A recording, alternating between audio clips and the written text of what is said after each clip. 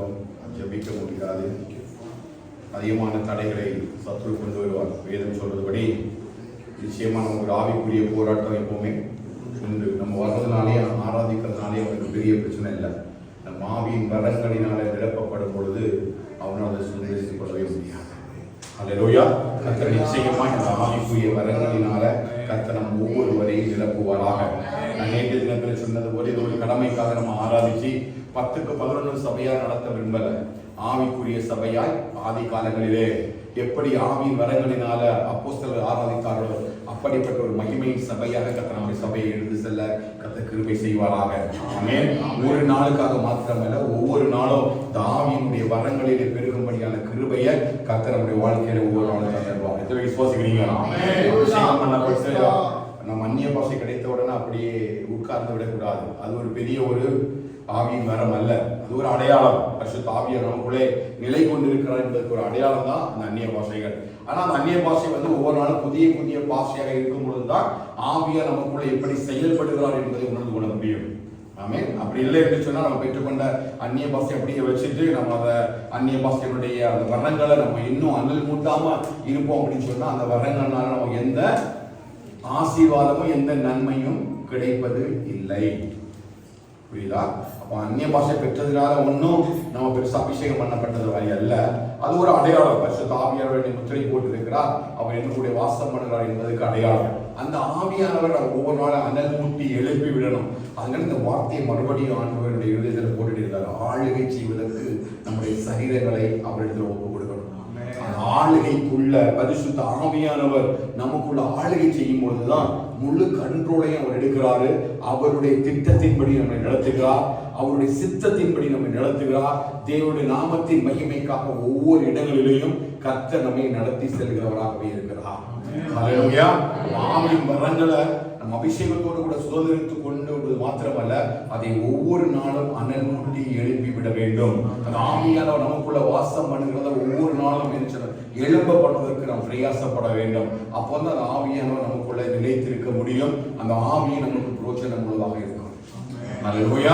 கர்த்தர் அப்படி நம்ம இன்னும் ஆவிக்குரிய வரங்களிலே பெருக பண்ணுவாராக. அனைத்து தினத்திலே சொன்னது போல வரம் என்று சொல்லும் பொழுது நம்முடைய பலத்தினாலேயோ பராக்கிரமத்தினாலேயோ என்னுடைய ஞானத்தினாலேயோ அல்ல, தேவன் கிருபையினால இலவசமாய் எனக்கு கொடுக்கக்கூடிய ஒரு இரக்கம் தான் இந்த வரம்.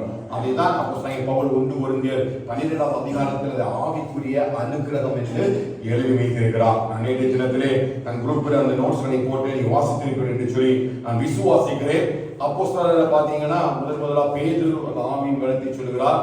நீங்கள் ஞானஸ்நானத்தை பெற்றுக் கொள்வீர்கள், அப்பொழுது ஆவியின் வரங்களை நீங்கள் பெற முடியும் அப்படி என்று சொல்லுகிறார். பழைய பாட்டு காலத்துல எலிசா தீர்க்கதரிசியுடைய வாழ்க்கையில எலியாவுடைய வாழ்க்கையில் இருந்த ஆவியின் வரத்தை எலிசா பெற்றுக்கொள்ளும்படி பிரயாசப்பட்டார். அவர் இரட்டிப்பாய் அந்த வரங்களை பெற்றுக் கொள்வதற்கு அவரையே பின்பற்றி நடந்தார் என்று சொல்லி வாசிக்கிறோம். கர்த்தருடைய ஆவியானவர் அவர் மீது இறங்கி எலியாவை காட்டிலும் எலிசாமுமாய் அநேக காரியங்களை கர்த்தர் செய்தார். ஆமென். எலியாவின் தேவன் நம் தேவன், நம் ஆராதிக்கிற தேவன் நிச்சயமாய் அப்படிப்பட்ட ஆவிக்குரிய வரங்களினாலதான் சபையை எழுதிடுவார். புரியுதா? ஆவிக்குரிய வரங்களினால்தான் சபையை செய்ய முடியும், நடத்தப்பட முடியும். பாருங்க, ஒரு பைக் இருக்குதுன்னா 2 பேர் பைக்கை ஓட்டுறாங்க. அந்த பைக்ல ஃபுல் டேங்க் பெட்ரோல் வச்சு ஒருத்தர் ஓட்டுறான். எப்படி போவான்? வேகமா போவான். அதே பைக்கு, அதே சிசி, அதே சைஸுக்கு உள்ள பைக் தான் ஒருத்தர் பெட்ரோல் இல்லாம போறான் அப்படின்னா எப்படி போவான்? அவங்களுடைய பலத்தினால் அந்த பைக்கை தரணும். அதுதான் ஆவி இல்லாம வரங்கள் இல்லாம ஓடுகிற சபையும் ஆவியும் அனலும் இல்லாம ஓடுகிற ஒரு விசுவாசியோட வாழ்க்கை. இந்த பெட்ரோல் என்கிற ஒரு வாகனம் வேகமா போவதற்கு எப்படி ஒரு எரிபொருள் தேவைப்படுகிறதோ அப்படியே கர்த்தர் நம்முடைய ஆவியின் வரங்களினால் நம்ம நிரப்பும் போதுதான் நம் தேவனுக்காக வேகமா ஓட முடியும். அப்படி இல்லைன்னா நம்ம தான் பிரயாசப்படணும். வேதவாசிகள் நம்ம தான் ஜெபிப்பதற்கு பிரயாசப்படணும். கொஞ்ச நாள் இந்த பலத்துல ஓடி ஓடி கீழே விழுந்துருவோம். ஆனா எந்த மனுஷன் ஆவியினுடைய வரங்களினால ஆவியினுடைய வல்லமையினால ஓடுகிறானோ அவன் நிச்சயமாய் அவனுடைய டெஸ்டினேஷனை அடைவதற்கு அந்த ஆவியானவர் அவனுக்கு உதவி செய்வார். சொல்ல புரியுதா? நம்முடைய வாழ்க்கை அப்படிதான். நம்ம ரட்சிக்கப்பட்டிருக்கிறோம், ஞானஸ்நானம் பெற்றிருக்கிறோம், நம்ம ஆராதிக்கிறோம், நம்ம ஆவிக்குரிய மனுஷன் விசுவாசி தான்.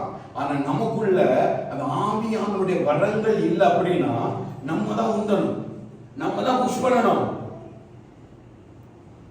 ஜெபிக்க முடியாது, வேதம் வாசிக்க முடியாது, டைம் பார்க்கணும், எப்ப முடியும் மீட்டிங், எப்ப டைம் போகும், இவ்வளவு அதிகாரம், இவ்வளவு வசனம் இருக்குதா, இவ்வளவு எப்பதானே படிச்சு முடிக்கிறது. இப்படிதான் நம்முடைய மாம்ச பலத்துல இந்த ஆத்மா உந்தி உந்தி உந்தி உந்தி கொண்டு போக முடியும்.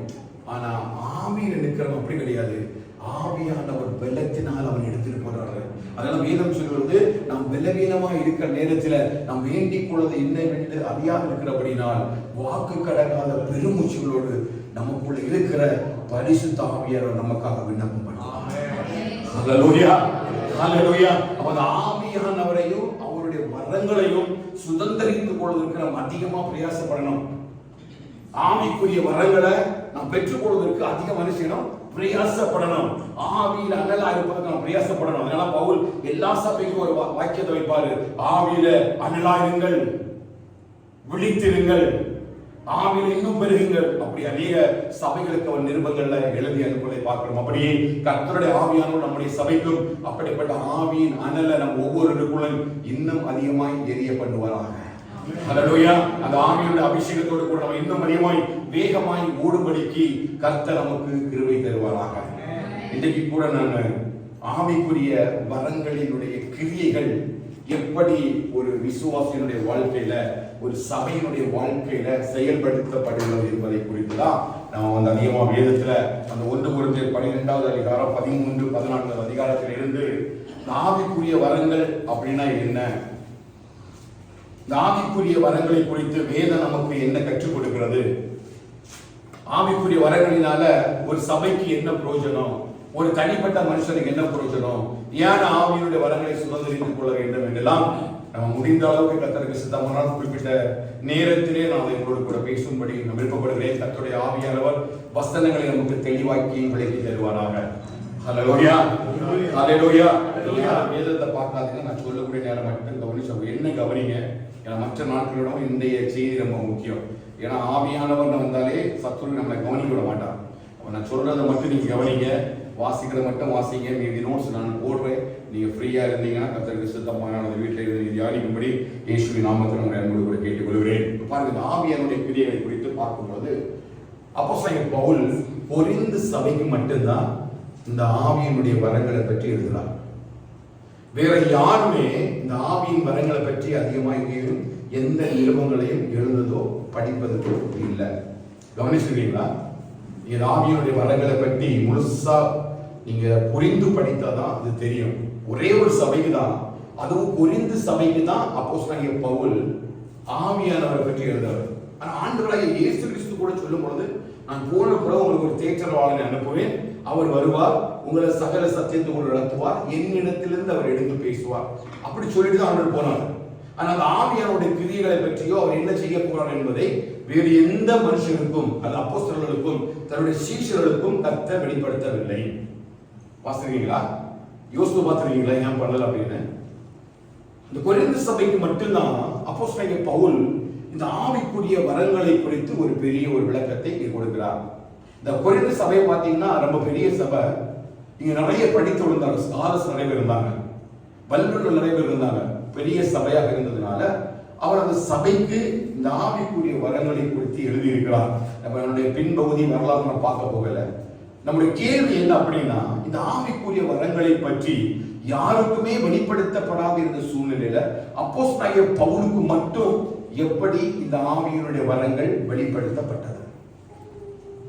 வேற எந்த சபைக்குமே இந்த ஆவியுடைய வரங்களை பற்றி எழுதாத அப்போஸ்தலன் பவுல் கொரிந்து சபைக்கு மட்டும்தான் இதை எழுதுறாரு. இன்னைக்கு அநேகமா சபைகளில இந்த வரங்களை பற்றி யாரும் விரிவாக பேசுவதும் இல்லை. சபைகள் அந்த வரங்களில எழும்ப வேண்டும், பிரகாசிக்க வேண்டும் என்று சொல்லி அதிகமாய் சபைகளை இன்றைக்கு ஆவிக்குரிய வரங்களில நடத்துவதற்கு யாரும் முயற்சிப்பதும் இல்லை. காரணம் ஒன்றே ஒன்றுதான், அதை நடத்துவதற்கும் அதை பற்றி அறிவில்லாததுனால, அதை நடத்துவதற்கு தெரியாததுனால அவர்கள் நடத்துவதற்கு பிரயாசப்பட மாட்டார்கள். ஆனால் ஆவிக்குரிய வரங்களினாலே செயல்படுத்தாத சபை எப்பொழுதும் அது எப்படி இருக்குன்னா, ஒரு பெட்ரோல் இல்லாத ஒரு பைக் மாதிரி மெதுவாக ஓடிட்டு இருக்கும். ஆனால் ஆவியால் நடத்தப்படுகிற சபை, ஆவியானவர் முழுதுமாக அந்த சபையை அவருடைய கண்ட்ரோலை எடுத்து அந்த சபைக்கு தேவையானதை கற்றுக் போதிக்கிறார். நீதி குறித்தும் நியாயத்தை குறித்தும் பாவத்தை குறித்தும் கண்டித்து உணர்த்தி ஒவ்வொரு நாளும் ஆண்டவராகிய இயேசு கிறிஸ்துவின் வருகைக்கு ஆயத்தமாக்கப்படுகிற பரிசுத்தமுள்ள மனவாட்டியாக ஆண்டவருடைய ஆவியானவர் இந்த சபைகளை அவர் உருவாக்குகிறார். ஹல்லேலூயா. நான் காரியத்தை குறித்து நான் நிறைய தியானிக்கும்படி கத்தத நாட்கள் எனக்கு கிருபை செய்தார். நான் அநேக வீடியோக்கள் எல்லாம் பார்த்தேன், யூடியூப் வீடியோக்கள் எல்லாம் பார்த்தேன். எல்லா இடத்துல இருந்து ஆண்டவர் வெளியில வர சொன்னார். நீ முதல்ல வெளியில வா, நான் உன்னை கற்றுத் தருகிறேன் அப்படின்னு சொன்னார். ஏன்னா ஒவ்வொரு ஆளுமே ஒவ்வொரு வித்தியாசமான சத்தியத்தை இருக்கிறாங்க, பிரசங்கிக்கிறாங்க. அவங்களுடைய அந்த ஆவிக்குரிய சத்தியம் டிஃபரெண்டாக இருக்குது. ஆனால் ஆண்டவருடைய பாதத்தில் உட்கார்ந்தவரும் நல்ல ஒரு வெளிப்பாடை சுதந்திரித்துக் கொள்ளும்படி ஆண்டவர் கிருபை செய்தார். அந்த வார்த்தைகளில் இருந்து தான் நம்ம இன்னைக்கு என்ன செய்ய போறோம், நம்ம தியானிக்க போறோம். ஆண்டவர் கேட்டேன், அப்போஸ்தலனாகிய பவுலுக்கு மட்டும் ஏன் இந்த ஆவிக்குரிய வரங்கள் தெரிந்தது? எத்தனை வரங்கள் இருக்குது? 9 வரங்கள் இருக்குது. வேற யாருக்கும் வெளிப்படுத்தப்படாத இந்த வரத்தை நீங்க ஏன் அப்போஸ்தலனாகிய பவுலுக்கு வெளிப்படுத்துறீங்க? இல்ல அப்போஸ்தலனாகிய பவுலுக்கு இந்த அறிவு எங்க இருந்து வந்தது அப்படின்னு தியானிக்கும் பொழுது ஆண்டவர் சொன்னாரு, இது அப்போஸ்தலனாகிய பவுலுக்கு வெளிப்படுத்தப்பட்டதுதான். ஆனா இது எல்லாமே பழைய ஏற்பாட்டுல தீர்க்கதரிசிகள் மூலமாய் வெளிப்படுத்தப்பட்ட வரங்களை தான் அப்போஸ்தலனாகிய பவுலுக்கு புதிய ஏற்பாட்டுல அதை சபையின் ஆவிக்குரிய அனுக்கிரகமாக அவர் எழுதி வைத்திருக்கிறார். இங்கே கொடுக்கப்பட்டிருக்கிற அத்தனை வரங்களும் பழைய ஏற்பாட்டிலிருந்து எடுக்கப்பட்டது. நம்ம எல்லாரும் தெரியும், அப்போஸ்தலனாகிய பவுல் அவர் அழகாக நியாயப்பிரமாணத்தை படித்தவர், ஆகமங்களின் புஸ்தகத்தை, தீர்க்கதரிசன ஆகமங்களின் புத்தகத்தை வாசித்தவர், தெரிந்தவர். அப்படி அந்த ஆகமங்களின் புஸ்தகத்தில் கொடுக்கப்பட்டிருக்கிறதான இந்த வரங்களை குறித்துதான் அப்போஸ்தலனாகிய பவுலுக்கு ஆவியானவர் வெளிப்படுத்தி அதை அந்த கொரிந்து சபைக்கு அவர் அங்கே எழுதுவதை நான் பார்க்க முடியும். பாத்தீங்கன்னா அந்த வரங்கள முதல் வரம் என்னது அப்படின்னு கேட்டீங்கன்னா, ஆவியினாலே ஞானத்தை குறிக்கிறதான வரம். இரண்டாவது வரம் இல்லைங்க, வேற யாராவது சொல்லுங்க. இரண்டாவது வரம் என்ன? இதுவே படிச்சீங்க 12, 13, 14. இரண்டாவது அறிவை உணர்த்தும். மூன்றாவது பாருங்க, ஒன்றும் பிரச்சனை இல்லை, 12ஆம் அதிகாரத்தில் இருக்குது. ஏன் சொல்றோம் அப்படின்னா, இதை கவனிங்க, அந்த வார்த்தைகளை கவனிக்கிற நேரம் நமக்கு புரியும். இது இல்லைன்னா இன்ஜின் ஓடாது. இந்த 12ஆம் அதிகாரத்தினுடைய இந்த ஆவிக்குரிய வரங்கள் நமக்குள்ள இல்லைன்னா இன்ஜின் ஓடாது. நீங்க வேண்டாம், நீங்க ட்ரை பண்ணி பாருங்க. நீங்க ஆவியோட துணை இல்லாம நீங்க வேதம் வாசித்தீங்கன்னா உங்களுக்கு ஒண்ணுமே ஃபர்ஸ்ட் புரியாது, ரெண்டாவது வேதம் வாசிக்க முடியாது, ரெண்டாவது தேவ சமூக நேரங்களை செலவிட முடியாது. அப்ப இந்த ஆவிக்குரிய வரங்களும் இந்த ஆவியானுடைய கிரியைகள் தான் என்ன பரிசுத்தமாய் பரலோகத்துக்கு கொண்டு போகும்படியான பாதைகளிலே என்னை நடத்துகிறது. ஹல்லேலூயா. இந்த 9 வரங்கள்ல ஃபர்ஸ்ட் ஞானத்தை சொல்றாரு, இரண்டாவது உணர்வு சொல்றாரு, மூன்றாவது விசுவாசத்தை சொல்றாரு. அப்ப விசுவாசம் என்னது சொல்லுங்க? விசுவாசம் தெரியுமா? விசுவாசம் வரம்னு, விசுவாசம் வரம். சும்மா நம்ம கண்ண மூடி விசுவாசிக்கிறேன் அப்படின்னு சொன்னா அது விசுவாசம் கிடையாது. ஏன்? வேத வசனத்தினால என்ன வரும்? கேள்வினால என்ன வரும்? வேத வசனத்தினால கேள்வி வரும், கேள்வினால விசுவாசம் வரும். அது ஒரு விசுவாசம் தான். ஆனா இங்க பவுல் எழுதுறாரு, இது விசுவாசம் ஒரு வரம். விசுவாசம் ஒரு வரம். சாதாரணமா ஒண்ணும் விசுவாசத்துல நம்ம என்ன செய்ய முடியாது, நிற்க முடியாது. இது எப்படின்னா, நம்ம மிஸ்ரீயர்கள் எப்படி தங்களை சாக கொடுத்தாங்க? எபிரேயர் சொல்ற விசுவாசத்தினால வாளால் அறுக்கப்பட்டார்கள், கொலை கொண்டார்கள். விசுவாசத்தினாலே தங்களை சாக கொடுத்த பிள்ளைகளை திரும்ப பெற்றார். நிற்க முடியுமா? ஒருத்த உங்களை நான் ஷூட் பண்ண போறேன், நீ இயேசுவை மறந்தலின்னு சொன்னா என்ன பண்ணுவீங்க? என்ன அப்படி எல்லாம் பேசுவீங்க? உங்க பாடாச்சு நீராசி. இவர் தான் விசுவாசத்தை பற்றி பேசுறாரு. ஐயா பிடிச்சிட்டு போங்க. அப்ப விசுவாசம் ஒரு வார்த்தையினாலேயோ ஒரு நாளிலேயோ உறுதிப்படுத்தப்பட வேண்டியதல்ல. அது தேவனால் அளிக்கப்பட்ட அனுக்கிரகம், வரம், கிருபை. இன்னைக்கு யாருக்கும் தேவனுக்காக எதையும் இழப்பதற்கு விருப்பமே இல்லை. ஆண்டவருக்காக எதையுமே இழப்பதற்கு விருப்பமே இல்லை. அது அப்போஸ்தலனாகிய பவுல் தான் சொன்னாரு, அவரை அறிகிற மேன்மைக்காக நான் எல்லாத்தையும் விடுறேன், இந்த குப்பையும் நஷ்டம்னு விடுறேன். சுவிசேஷத்தை சுமந்து வந்த தேவனுடைய பிள்ளைகள் விசுவாசத்தினால எல்லாத்தையும் விட்டுட்டு வந்தாங்க. தங்களுக்காக எதையுமே என்ன செய்யல, சேர்த்து வைக்க முடிக்கல, விசுவாசத்தினால விட்டாங்க. அது எல்லாராலும் செய்ய முடியாது. அப்ப விசுவாசத்தின் வரம் யாருக்கு கொடுக்கப்பட்டிருக்கிறதோ அவங்க தான் அந்த விசுவாசத்துல உறுதியா நிற்க முடியும். புரியுதா? விசுவாசத்துல உறுதியா நிற்க முடியும். நிறைய பேர் நாங்க மருந்து எடுக்க மாட்டோம், நாங்க விசுவாசத்துல நிற்கிறவங்க நிற்பாங்க. ஆனா இறந்து போறவங்க இருக்கிறாங்க, உயிரோடு வருகிறவங்க இருக்கிறாங்க. அது அவங்களுடைய விசுவாசத்தினுடைய அளவை பொறுத்து. அப்ப விசுவாசம் ஒரு வரம். இது அதிகமா விசுவாசத்துல நான் டைம் எடுக்க விரும்பல. ஒவ்வொரு நாட்களும் அந்த காரியங்களை குறித்து நான் பேச விரும்புகிறேன். கர்த்தருக்கு சித்தமான ஒரு சாட்டர்டே நம்ம ஃபுல் டைம் இந்த காரியங்களை 12, 13, 14 ஃபுல் டைம் நம்ம ஒரு நாள் உட்கார்ந்து ஒரு பைபிள் ஸ்டடிக்கு நான் பிரயாசப்படுறேன். இந்த ஆழ்த்தைகளாக செய்து முடித்த பிறகு நம்ம நிச்சயமா ஒரு அதே சமயத்தில் உட்கார்ந்து ஒவ்வொரு வரங்களையும் நம்ம செய்யலாம், தியானிக்கலாம். பழைய ஏற்பாடுலேருந்து புதிய ஏற்பாடு வரையும் அன்னைக்கு கர்த்தர் சொன்ன வார்த்தையை மட்டும் நான் சொல்லி ஒரு காண்பி விரும்புகிறேன். அப்போ 9 வரங்களையும் அப்போஸ்தலன் பவுலுக்கு வெளிப்படுத்தப்படுகிறது. ஞானம், உணர்வு, அப்புறம் தீர்க்க தரிசனம், அந்நிய பாஷை பேசுதல், அதற்கு வியாக்கியானம் பண்ணுதல், எல்லா வரத்தை, விசுவாசம், எல்லாத்தையும் சொல்றாரு. ஆனா வேதத்தை வாசிக்கும் போது 7 வரங்கள் பழைய ஏற்பாட்டு காலத்திலே ஆக்டிவேட் பண்ணப்பட்டது. 7 வரங்கள் பழைய ஏற்பாட்டு காலத்தில் இருந்தது. தேவனுடைய மனிதரை வைத்து, தீர்க்கதரிசிகளை வைத்து ஆண்டவர் இருந்த 7 வரங்களையும் பழைய ஏற்பாட்டு நாட்களிலே கர்த்தர் செயல்படுத்தினார். 2 வரம் தான் புதிய ஏற்பாட்டு காலத்தில் நமக்கு கொடுக்கப்படுது. அந்த 2 வரமும், ஒன்று அந்நிய பாஷையும், அந்த அந்நிய பாஷையுடைய வியாக்கியானமும். மீதி 7 வரங்களும் பழைய ஏற்பாட்டு காலத்திலே செயல்படுத்தப்பட்டது. அப்போஸ்தலன் பவுலுக்கு இது எங்க இருந்து கிடைச்சது அப்படின்னு சொல்லி பாத்தீங்கன்னா, ஏசாயா தீர்க்கதரிசியின் புத்தகம் 11வது அதிகாரம் அதனுடைய 2வது ஏசாயா தீர்க்கதரிசியின் புத்தகம் 11வது அதிகாரம் அதனுடைய 2வது வசனம். ஞானத்திന്റെയും വിവേകത്തിന്റെയും ആത്മാവ്, ആലോചനയുടെയും ബലത്തിന്റെയും ആത്മാവ്, പരിജ്ഞാനത്തിന്റെയും യഹോവഭക്തിയുടെയും ആത്മാവ്. பாருங்க 2வது வசனம் எழுதிங்களா? ஞானத்தையும் உணர்வையும் அருளும் ஆவியும், ஞானத்தையும் உணர்வையும் அருளும் ஆவியும், ஆலோசனையும் பலனும் அருளும் ஆவியும், ஆலோசனையும் பலனும் அருளும் ஆவியும், அறிவையும் கர்த்தருக்கு பயப்படுகிற பயத்தையும் அருளும் ஆவியும் ஆகிய கர்த்தருடைய ஆவியானவர் அவர் மேல் தங்கியிருப்பார். ஹல்லேலூயா. இப்ப பரிசுத்த ஆவியானவர் யார் மேல் தங்கியிருக்கிறார்? நீ கவனிச்சீங்களா? அங்க கொடுக்கப்பட்ட வரம் என்று சொல்லி அப்போஸ்தலன் பவுலினால அந்த கொரிந்து சபைக்கு எழுதப்பட்ட அந்த வரங்கள சில வரங்களை இங்கே கொடுக்கப்பட்டிருக்கிறது. இது யார் எழுதுறா அப்படின்னு சொல்லி பாத்தீங்கன்னா, ஏசாயா தீர்க்கதரிசி மூலமாய் ஆண்டவராகிய இயேசு கிறிஸ்துவினுடைய பிறப்பை குறித்து, அவருடைய எதிர்கால ரட்சிப்பை குறித்து. எனக்கு கவனிங்க, ஏசாயா தீர்க்கதரிசி வைத்து ஆண்டவர் என்ன சொன்னாரு? யாக்கோபுக்குள்ள ரட்சிப்பை கொண்டு வருவார், இஸ்ரவேலுக்கு ரட்சிப்பு வரும், சீயோன் மீட்கப்படும், ஈசா என்னும் ஒரு அடிமரத்திலிருந்து ஒரு வேர் எழும்பி வரும், தாவீதின் குமாரனாக கிறிஸ்து வருவார் என்று சொல்லி சொன்ன நேரத்துல அவர் இந்த தீர்க்க தரிசன வசனத்தை பேசுறாரு. என்ன பேசுறாருன்னா, அந்த இயேசு கிறிஸ்துவின் மேல யார் தங்கி இருப்பார்? கர்த்தருடைய ஆவியானவர் தங்கி இருப்பார். அந்த கர்த்தருடைய ஆவியானவருக்கு உள்ள இருக்கிற ஆவிகளை குறித்து தான் எழுதப்பட்டிருக்கிறது. அதுல முதல் ஆவி என்னன்னா, ஞானமும், சத்தமா சொல்லுங்க, ஞானமும் உணர்வும் உள்ள ஆவியும். பவுல் எங்க வெளிப்படுத்தப்பட்டது? அப்ப ஏசாயா தீர்க்கதரிசி மூலமாய் ஆகமங்கள் புத்தகத்துல பரிசுத்த ஆவியானவரை குறித்து எழுதின அந்த வார்த்தையை தான் இங்க அப்போஸ்தலன் பவுல் சபைக்கு அவர் தீர்க்க தரிசனமாக அல்லது சபைக்குள்ள இருக்க வேண்டிய ஒரு பெரிய ஒரு ஆவியின் வரமாக அவர் எழுதுகிற முதல் வரம் ஞானத்தை குறித்த வரம். ஹல்லேலூயா. ஆவியானவர் இயேசு கிறிஸ்து மேல வந்து தங்கும் பொழுது, ஒரு பரிசுத்த ஆவியானவர் நம்மை ஆளுகை செய்யும் பொழுது எந்த ஆவியோட உள்ள வர்றாரு?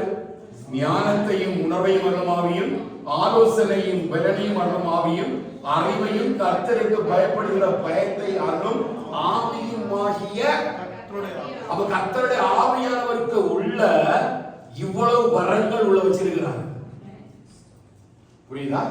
நம்ம ஆளுகை செய்கிற நேரம், ஆவியானவர் நம்ம ஆளுகை செய்கிற நேரம், அவர் இவ்வளவு வரங்களோடு கூட 9 வரங்களோடு கூட ஒரு பரிபூர்ணமான ஆவியானவராகத்தான் அவர் நமக்குள்ளே வாசம் பண்ண ஆரம்பிக்கிறார். புரியுதா? அவர் ஏதோ ஒரு ஞானத்தை கொண்டுள்ள ஆவியை மாத்திரமல்ல, அந்நிய பாஷையுடைய அந்த ஆவியை மாத்திரமல்ல, எல்லாமே பரிபூரண ஒரு ஆவி உடையவராகத்தான் நமக்குள்ளே அவர் வாசம் பண்ணுகிறார். பரிசுத்த ஆவியானவருக்குள்ள இந்த 9 வரங்களும் அந்த கிரியைகளும் அந்த ஆவியும் இந்த பரிசுத்த ஆவியானவருக்குள்ள அடங்கி இருக்கிறது. எப்பொழுது கர்த்தருடைய ஆவியானவர் ஆண்டவராகிய இயேசு கிறிஸ்து மேல வந்து அமரத் தொடங்கினாரோ, எப்பொழுது அமர்ந்திருந்தார்? ஞானஸ்நானம் பெற்று அவர் கரையேறின உடனே புறாவை போல பரிசுத்த ஆவியானவர் மீது தங்குகிறார். ஒரு சத்தம் கேட்கிறது, இவர் என்னுடைய நேசகுமாரன், நான் இவரில் பிரியமாய் இருக்கிறேன். அப்படி என்று சொல்லி பரிசுத்த ஆவியானவர் அவர் மீது இறங்கின உடனேயே அவருக்குள்ள இந்த அத்தனை வரங்களும் ஆக்டிவேட். நம்ம ரெண்டாவது தெரியும், ஆண்டவராய் இயேசு கிறிஸ்து ஞானஸ்நானம் எடுத்த பிறகுதான் அவர் தம்முடைய ஊழியத்தை ஆரம்பிக்கிறார். வேதம் அவரை குறித்து சாட்சி சொல்லும்போது சொல்கிறது, இவ்வளவு ஞானத்தோடு அதிகாரம் உடையவராய் போதிக்கிறார். இந்த யோசேப்பின் மகனுக்கு இவ்வளவு பெரிய அதிகாரமும் ஞானமும் எங்கிருந்து வந்தது என்று சொல்லி அந்த பரிசேயர்களும் வேதவாரர்களும் ஆசாரியரும் ஆச்சரியப்படத்தக்கதான ஒரு பெரிய ஒரு ஞானம் ஆண்டவராகிய இயேசு கிறிஸ்துவிடத்திலிருந்து வெளிப்பட்டது. அப்படின்னா பரிசுத்த ஆவியானவருடைய முதல் கிரியையாகிய அந்த ஞானம் அவருக்கு வெளிப்பட ஆரம்பிச்சது. ஹல்லேலூயா. அப்ப ஒரு சபையில ஞானம் ரொம்ப முக்கியம் இல்லையா? அப்ப ஞானத்தை அருளக்கூடிய ஆவிய அதை கொண்டு வந்தார். அதுக்கப்புறம் பாத்தீங்கன்னா ஏசாயா 42:1 படிங்க. 1. இதோ நான் ஆதரிக்கிற என் தாசன், நான் தெரிந்து கொண்டவரும் என் ஆத்துமாவுக்கு பிரியமானவரும் இவரே. என் ஆவியை அவர் மேல் அமர பண்ணினேன். என் ஆவியை அவர் மேல் அமர பண்ணினேன். யார் அவருடைய தாசன்? யார் அவர் தெரிந்து கொண்டவர்? ஆண்டவராகிய இயேசு கிறிஸ்துவை பற்றி தான் பேசப்பட்டிருக்கிறது. அப்போ அந்த நேரத்தில் அவர் சொல்றாரு, என் ஆவியை அவர் மேல் நான் என்ன பண்ணினேன்? அமர பண்ணினேன். அவர் புற ஜாதிகளுக்கு நியாயத்தை வெளிப்படுத்துகிறதை விட ரெவலேஷன், ஒரு வெளிப்பாட்டின் வரம் அந்த ஆவியானவருக்கு உள்ள இருந்து இயேசு கிறிஸ்துக்குள்ள வெளிப்பட ஆரம்பிச்சார். ஹல்லேலூயா.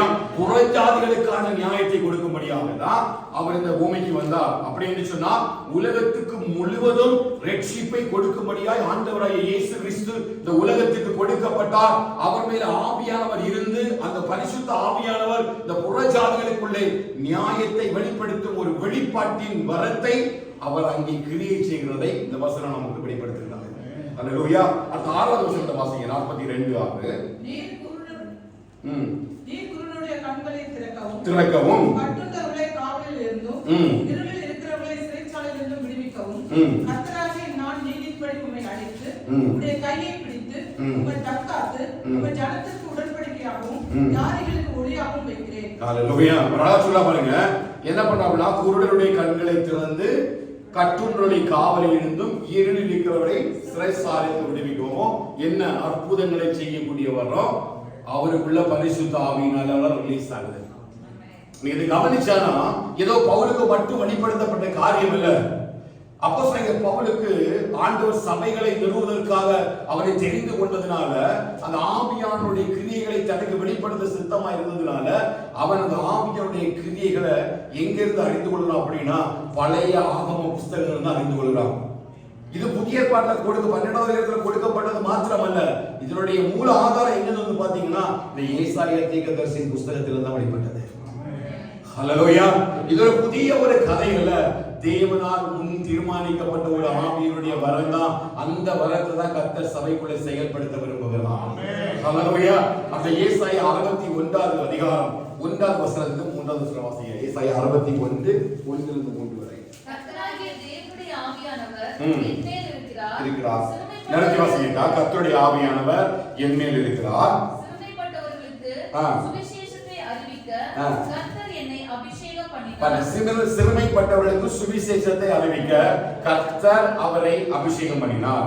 இருதயம் நொறுங்குண்டவர்களுக்கு காயம் கட்டுதலையும், சிறைப்பட்டவர்களுக்கு விடுதலையையும், கட்டுண்டவர்களுக்கு கட்டவிழ்த்தலையும் கூறவும், கர்த்தருடைய அனுகிரக வருஷத்தையும் நம்முடைய தேவன் நீதியை சரிக்கட்டும் நாளையும் கூறவும், உயரப்பட்ட அனைவருக்கும் ஆறுதல் செய்யவும், சீயோனிலே துயரப்பட்டவர்களை சீர்படுத்தவும், அவர்களுக்கு சாம்பலுக்கு பதிலாக சிங்காரத்தையும், உயரத்துக்கு பதிலாக ஆனந்த தைலத்தையும், ஒடுங்கின ஆவிக்கு பதிலாக துதியின் உடையையும் கொடுக்கவும் அவர் என்னை அனுப்பினார். அவர்கள் கர்த்தர் தம்முடைய மகிமைக்கென்று நாட்டின நீதியின் விருட்சங்கள் எனப்படுவார்கள். ஹல்லேலூயா. இங்க பாத்தீங்கன்னா அவர் சொல்றார், கர்த்தருடைய ஆவியானவர் என் மேல இருக்கிறார்.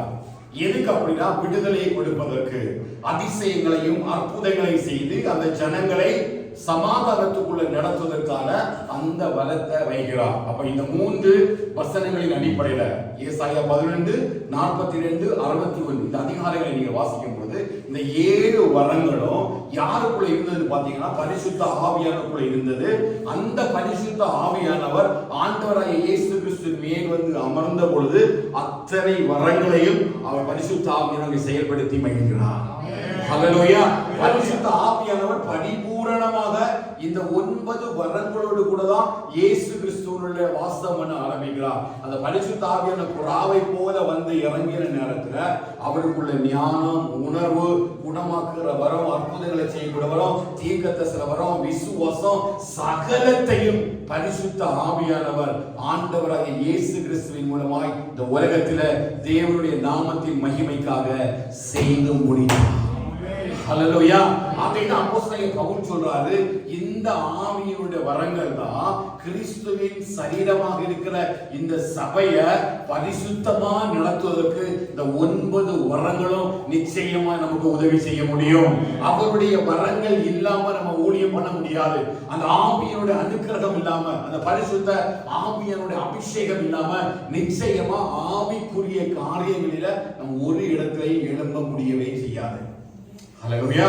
அந்த ஆவியின் வரங்களில எழும்புகிற மனுஷனாலதான் எல்லா காரியத்திலையும் நிச்சயமாக ஜெயத்தை சுதந்திரித்துக் கொள்ள முடியும். அதற்கு சாட்சியாக தான் ஆண்டவராகிய இயேசு கிறிஸ்துவை குறித்து இங்கே ஏசாயா ஆகமங்களின் புஸ்தகங்களிலே வெளிப்படுத்தப்பட்டிருக்கிறது. அத்தனை வரங்களையும் உடையவராய் அவர் பூமியிலே பிதாவுடைய நாமத்தின் மகிமைக்காக கடைசி வரையிலும் அவர் தன்னுடைய சித்தத்தை செய்து முடிப்பதற்கு அவர் கிருபையும் இரக்கமும் அளித்தார்.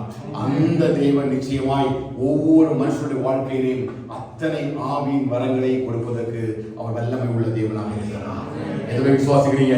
ஏன் அப்போஸ்தலன் பவுலுக்கு யார் வெளிப்படுத்தினாங்கன்னா இந்த வேதம் தான் அவருக்கு அந்த ஆவியினுடைய வரங்களை குறித்து வெளிப்படுத்தப்பட்டது. அதனாலதான் 1 சொல்றாரு, ஆவிக்குரிய வரங்களை குறித்து நீங்கள் அறியாமல் இருக்க எனக்கு மனதில்ல. நீங்க ஆவிக்குரிய வரங்களை விரும்புகிறபடினால அதுக்காக நீங்க என்ன செய்யுங்க, ஜெபம் பண்ணுங்க, அதுக்காக தெய்வ சமூகத்துல காத்திருங்கள் என்று சொல்லி இப்ப கொரிந்து சபைக்கு எழுதுறார். இன்னைக்கு நம்ம எதை பார்க்க போறோம் அப்படின்னா முதலாவது வரத்தை மட்டும்தான் நம்ம பார்க்க போறோம். என்ன வரம்னா அந்த ஞானத்தை அப்போஸ்தலனாகிய பவுல் எப்படி அந்த ஆவிக்குரிய வரமாக தன்னிலே சுதந்திரித்துக் கொண்டார். கவனிங்க, ஆவியினுடைய முதலாவது வரம் என்னது? ஞானம். அந்த ஆவியினாலே ஞானத்தை உணர்த்தும் வசனமும் அப்படியே கொடுக்கப்படுகிறது. ஆவியினாலே ஞானம். அப்ப அந்த பரிசுத்த ஆவியானவர் நமக்குள்ள இறங்கி வாசம் பண்ணும் பொழுது நமக்குள்ள எந்த பதில் ஆக்டிவேட் பண்றோம் அப்படின்னா ஞானத்தை ஆக்டிவேட் பண்றாரு. அதனாலதான் நம்ம அபிஷேகம் பண்ணப்பட்ட உடனேயே கர்த்தருக்கு பயப்படுகிற பயம் நமக்குள்ள வருது. வேதம் சொல்றது கர்த்தருக்கு பயப்படுகிறே ஞானத்தின் ஆரம்பம். அது நமக்கு தெரியாமலே நமக்குள்ள ஒரு வரம் ஆக்டிவேட் ஆகுது. அந்த வரம் என்னன்னு பாத்தீங்கன்னா ஞானம். அது எங்கிருந்து வருதுன்னா இந்த வசனத்தில் இருந்து அந்த ஞானத்தை நமக்கு போதிக்கிறார். கொரிந்து சபைக்கு எழுதும் பொழுது 1வது அதிகாரம் கடைசி எழுதுகிறார், அவரே நமக்கு தேவனால் ஞானமும் நீதியும் மீட்புமானார். அப்ப அந்த ஞானமாக ஆண்டவர் விளங்கி இருக்கிறார். அந்த ஞானத்தை தான் கர்த்தர் நமக்குள்ள வைத்து சபையை நடத்துவதற்கு சித்தமாக இருக்கிறார். அப்ப இந்த ஞானம் என்று சொல்லும் பொழுது இயேசு கிறிஸ்துவை குறிக்கிறது, தேவனுடைய வார்த்தையை குறிக்கிறது, இந்த தேவனுடைய வசனத்தை குறிக்கிறது. அப்போ முதல் வரம் எது வரும்னு கேட்டீங்கன்னா எந்த ஒரு மனுஷன் கர்த்தருக்கு பயந்து அவர் கட்டளைக்கு கீழ்ப்படிந்து வசனத்துல இரவும் பகலும் ஞானமா இருக்கிறானோ அவனுக்குள்ள அந்த ஞானத்தின் வரம் பரிசுத்த ஆவியானவரால ஆக்டிவேட் பண்ணப்படுகிறது. ஹல்லேலூயா. அந்த முதலாவது வரம் அங்கதான் ஆக்டிவேட் பண்ணப்படுது. 1 கொரிந்தியர் 14வது அதிகாரத்துல அவர் இந்த காரியங்களை குறித்து எழுதுறார் பாருங்க. 1 கொரிந்தியர் 14வது அதிகாரத்துல 1 முதல் 6 வரை வசனங்கள். அது முன்பதாக சில காரியங்களை மட்டும் சொல்ல விரும்புறேன். பாருங்க, இந்த வரம் 3 விதத்துல நமக்குள்ள செயல்படும். எத்தனை விதத்துல? 3 விதத்துல. 1, தனிநபர் பக்தி விருத்திக்கு ஏற்ற வரம். முதல் வரம் எப்படி? தனிநபர். இதை கண்டிப்பா நீங்க மைண்ட் ஸ்டோர் பண்ணிக்கங்க. 3 விதமான வரங்கள். 1, தனிநபர் பக்தி விருத்திக்கு ஏதுவான வரம். ரெண்டாவது சபையினுடைய பக்தி விருத்திக்காக ஏதுவான வரம். மூன்றாவது பாத்தீங்கன்னா தேவனுடைய ராஜ்யத்தின் மகிமைக்காக கொடுக்கப்படுகிற அந்த விருத்திக்கான வரம். வரதான் காண்பித்து கூட விரும்புகிறேன். அந்த 14வது அதிகாரத்துல முதல் வசனத்தை வாசிங்க. அன்பை நாடுங்கள், விரும்புங்கள், விரும்புங்கள், ஏனெனில் பேசினாலும்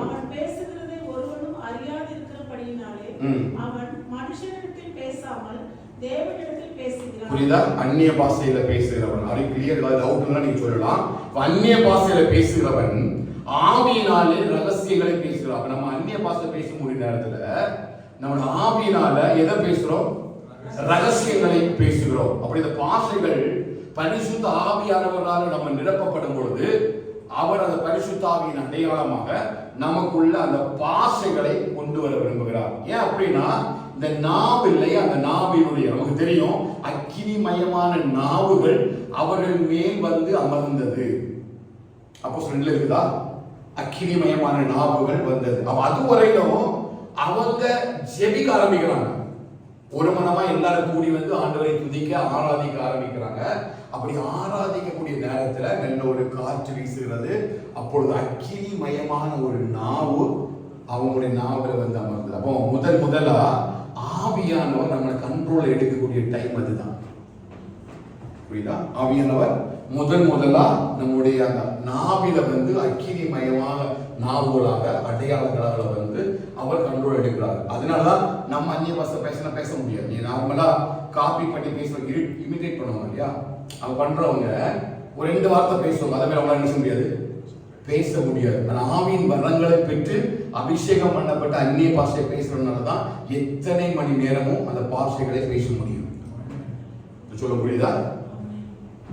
அந்நிய பாஷையை நார்மலா யாரும் என்ன செய்ய முடியாது, பேச முடியாது. அதை விசுவாசிக்காதவங்க, அதை குறிச்சு அறிவில்லாதவங்க, அதை இமிட்டேட் பண்றவங்க எல்லாம் அவங்க ஏதோ பேசுறாங்க அப்படின்னு சொல்றாங்க. அவங்களால எல்லாம் 2 வார்த்தை 3 வார்த்தை நீங்க கேட்சிட்டு அவங்களுடைய அந்த செவிகளை கேட்க அந்த வார்த்தைகளை கேட்ச் பண்ண முடியும். ஆனா வேதம் தெளிவா சொல்றது ஆவியில ரகசியங்களை பேசுகிறான்.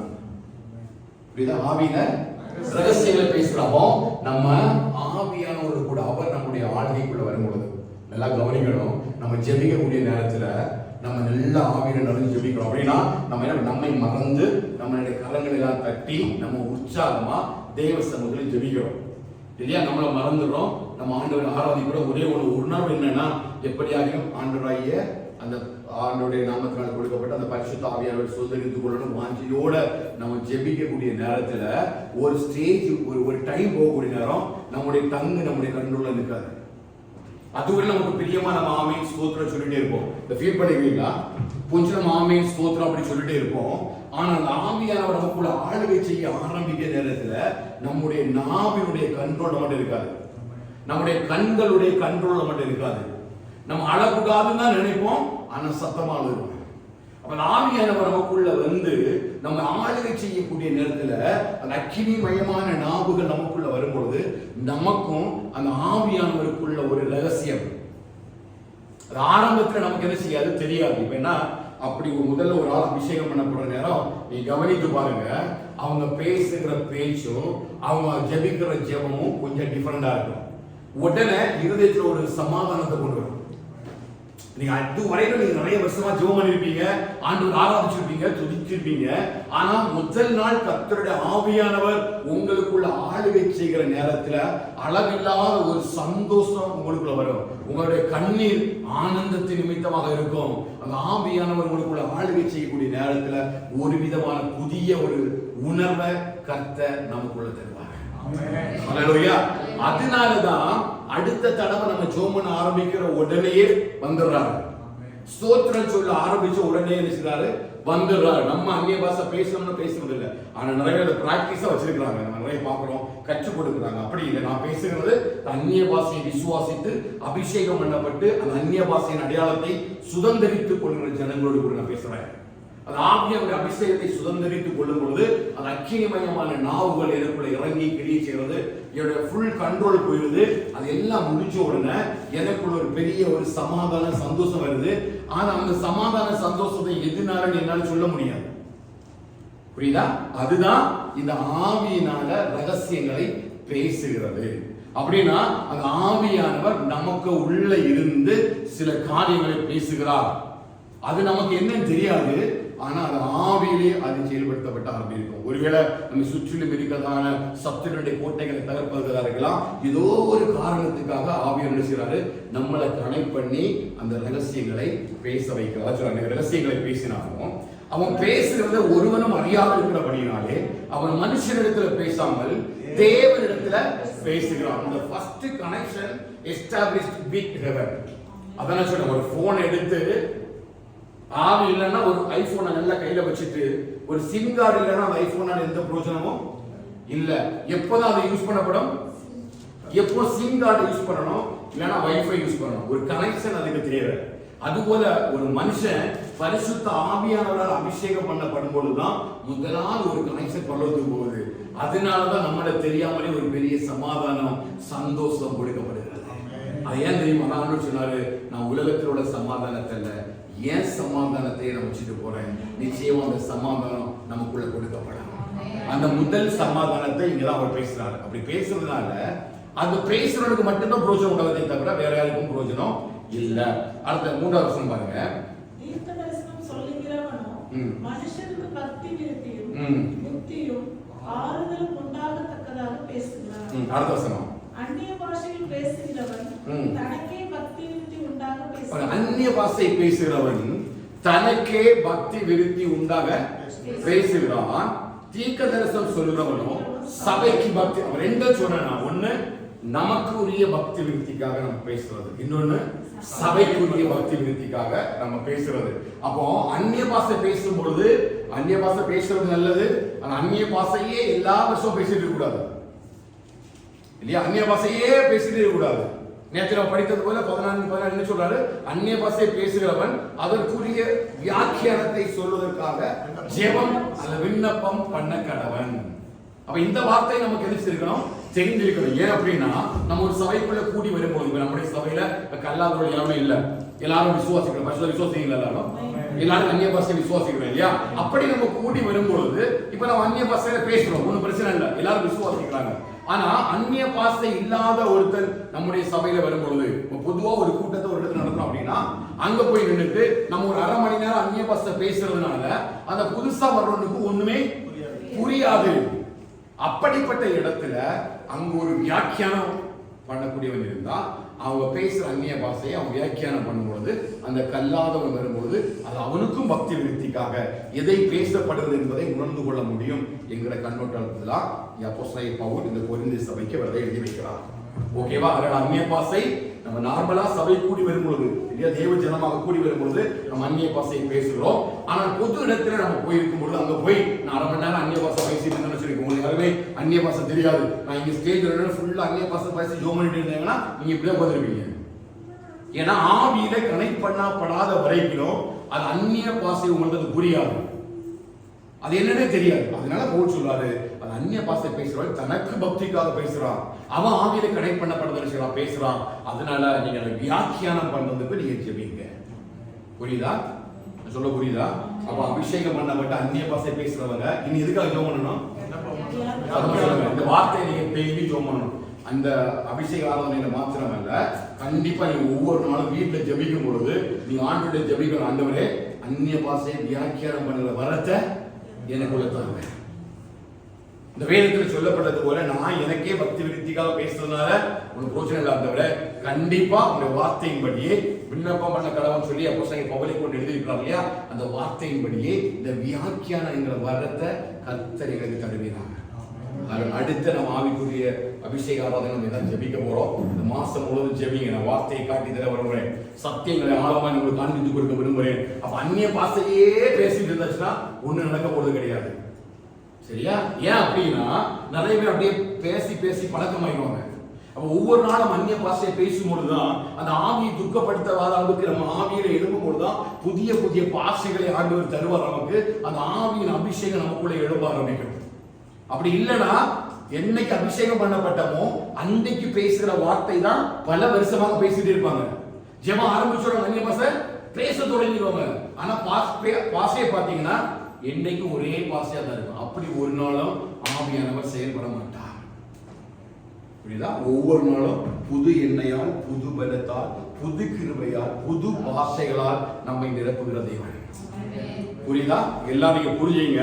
என்னைக்கும் அந்த 6ஆம் விஷயம் வசனத்தை கேட்டுட்டு வாக்குத்தத்தத்தை பெற்றுக்கொண்டு ஆண்டவரை அப்படி ஆமென் சொல்லிட்டு போறதுக்காக அல்ல. ஒவ்வொரு நாளும் ஆவியின் வரங்களிலே சபை பெருக வேண்டும். ஆவிக்குரிய சபையாக நம்ம என்ன செய்யணும்? எழும்பணும். அதுதான் கர்த்தர் விரும்புகிறார். அப்படி எழும்பினா மட்டும்தான் நம்ம இந்த ராஜ்யத்திற்காக, தேவனுடைய ராஜ்யத்திற்காக இன்னும் அநேக மகிமையான காரியங்களை நாம் செய்ய முடியும். அப்போ அந்த அந்நிய பாஷையோட வரம் நமக்கு நல்லது. ஆனால் வியாக்கியானம் பண்ண அளவுக்கு பிரயாசப்படணும். அடுத்தது பாத்தீங்கன்னா சபையினுடைய பக்தி விருத்திகா பேசப்பட்ட வசனத்தை வரத்தை பற்றி சொல்றாரு. அதாவது தீர்க்க தரிசன வரத்தை பற்றி பேசுறாரு. ஏன் அப்படின்னா ஒருவன் வரும்பொழுது நம்ம தீர்க்க தரிசனம் உரைக்கும் பொழுது அவனுடைய எதிர்காலத்தை பற்றி பேசுறோம், நடக்க போற காரியங்களை பற்றி பேசுறோம். அப்பொழுது அவனை கேட்கும் பொழுது அவனுக்குள்ள ஒரு அறிவை, அவனுக்குள்ள ஒரு உணர்வை உருவாக்குறதுனால அது நமக்கானதல்ல, மற்றவர்களுக்கு பிரயோஜனம் உண்டாக பேசுகிறோம். புரியுதா? அப்ப ரெண்டு ஆசை. ஒண்ணு நமக்குரிய பக்தி விருத்தி, இரண்டாவது சபைக்குரிய பக்தி விருத்தி, மூன்றாவது தேவனுடைய ராஜ்யத்துக்குரிய பக்தி விருத்தி. பாருங்க, ஒரு நோய் பிடித்தவனை பார்த்த உடனே சீசர் கேட்கிறாங்க, ஆண்டவரே இது இவன் செய்த பாவமா இல்ல இவன் பெற்றோர் செய்த பாவமா அப்படின்னு கேட்கிறாங்க. ஆண்டவர் சொல்றாரு, இவன் செய்த பாவம் இல்ல, இவன் பெற்றோர் செய்த பாவம் இல்ல, தேவனுடைய நாமம் மகிமைப்படும்படியாக. அப்ப அங்க என்ன வரும் ரிலீஸ் ஆகுது? அற்புதங்களை செய்யும் வரம். ஹல்லேலூயா. அப்போ அந்த அற்புதங்களை செய்யும் வரம் நம்ம பாருங்க, நம்ம அற்புதங்களை செய்யக்கூடிய வரத்தை வச்சிருந்தோம் அப்படின்னா நீங்க வேலை பார்க்குற இடத்துல போகிற நேரம் நீங்க என்ன சொல்லலாம்? வசனா இயேசுவின் நாமத்துல எழும்பி நட, இந்த வியாதிகளை விட்டு நீங்கட்டும் என்று சொல்லி விசுவாசத்தோடு கூட நீ சொல்லும் பொழுது அங்கே தேவனுடைய நாமம் மகிமைப்படுது. அவங்க கேட்பாங்க இல்லையா, இது எப்படி ஆயிற்று? அப்ப நீங்க கேட்கிற மாதிரி பார்த்து சொல்லலாம், நீங்கள் அறைந்த அந்த ஆண்டவராக இயேசு கிறிஸ்துவையே இவனை பலப்படுத்தினது. அப்போ யாருக்காக அது பயன்படுத்தப்படுறது? தேவனுடைய ராஜ்யத்தினுடைய பக்தி விருத்திக்காக பயன்படுத்தப்படுகிறது. 3 வரங்களும் நம்முடைய வாழ்க்கையில கிரியை செய்வது. ஹல்லேலூயா. எல்லாருக்குள்ளயும் இந்த வரம் இருக்குது. இருக்குதா இல்லையா? எப்படி இருக்குது? இன்ஆக்டிவேஷன் மோட்ல பரிசுத்த ஆவியானவர் நமக்குள்ள வர்றாரு. இப்ப பரிசுத்த ஆவியானவர் நமக்குள்ள வரும் பொழுது பாதியில வர மாட்டாரு, கையை மட்டும் வைப்பாரா? வைப்பாரா? நான் பாதிதான் உனக்குள்ள வருவேன், பாதி அப்படிலாம் கிடையாது. அவர் எனக்குள்ள நிறைவாக வந்துடுறாரு. சரியா? அதான் இந்த 11வது அதிகாரத்தை படிச்சோம், ஏசாயா 11 படிச்சோம். கர்த்தருடைய ஆவியானவர் என் மேல் தங்கி இருக்கிறார்.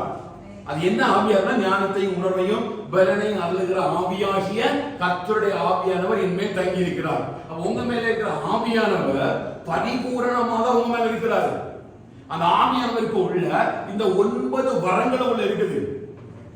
ஹல்லேலூயா. அப்ப இந்த 9 வரங்களிலையும் அவர் யாருக்கு அனுக்கிரகம் கொடுக்கிறார்னா, தாகம் உள்ளவன் மேல தண்ணீரை ஊற்றுகிறார். எப்படி ஆக்டிவேட் ஆகிறாரு? தாகம் உள்ளவன் மேல தண்ணீரை ஊற்றுகிறார். அப்ப நம்ம தாகத்தோடு கூட நம்ம நிற்கும் பொழுது பாருங்க, ஞானம் எப்படி வருது அப்படின்னு சொல்லி தான் நம்ம இன்னைக்கு நம்மளோட பேச போறேன். ஒரு வரம் எப்படி பவுலுடைய வாழ்க்கையில ஆக்டிவேட் ஆச்சுது, இந்த ஞானம் என்கிற வரம் எப்படி நம்முடைய வாழ்க்கையில ஆக்டிவேட் ஆகும். அப்போ உலக ஞானத்துக்கும் வேதத்தில் சொல்லப்படுற ஞானம் என்கிற வரத்துக்கும் என்ன டிஃபரெண்ட், அந்த ஞானத்தை மட்டும் தான் நீங்க பார்க்க முடியும்னு நினைக்கிறேன். கர்த்தருக்கு சித்தமானால் வரக்கூடிய நாட்கள் 9 வரத்தை நம்ம தொடர்ந்து செய்யலாம், பார்க்கலாம். இப்ப திருப்பி கொண்டு கொரிந்தியர்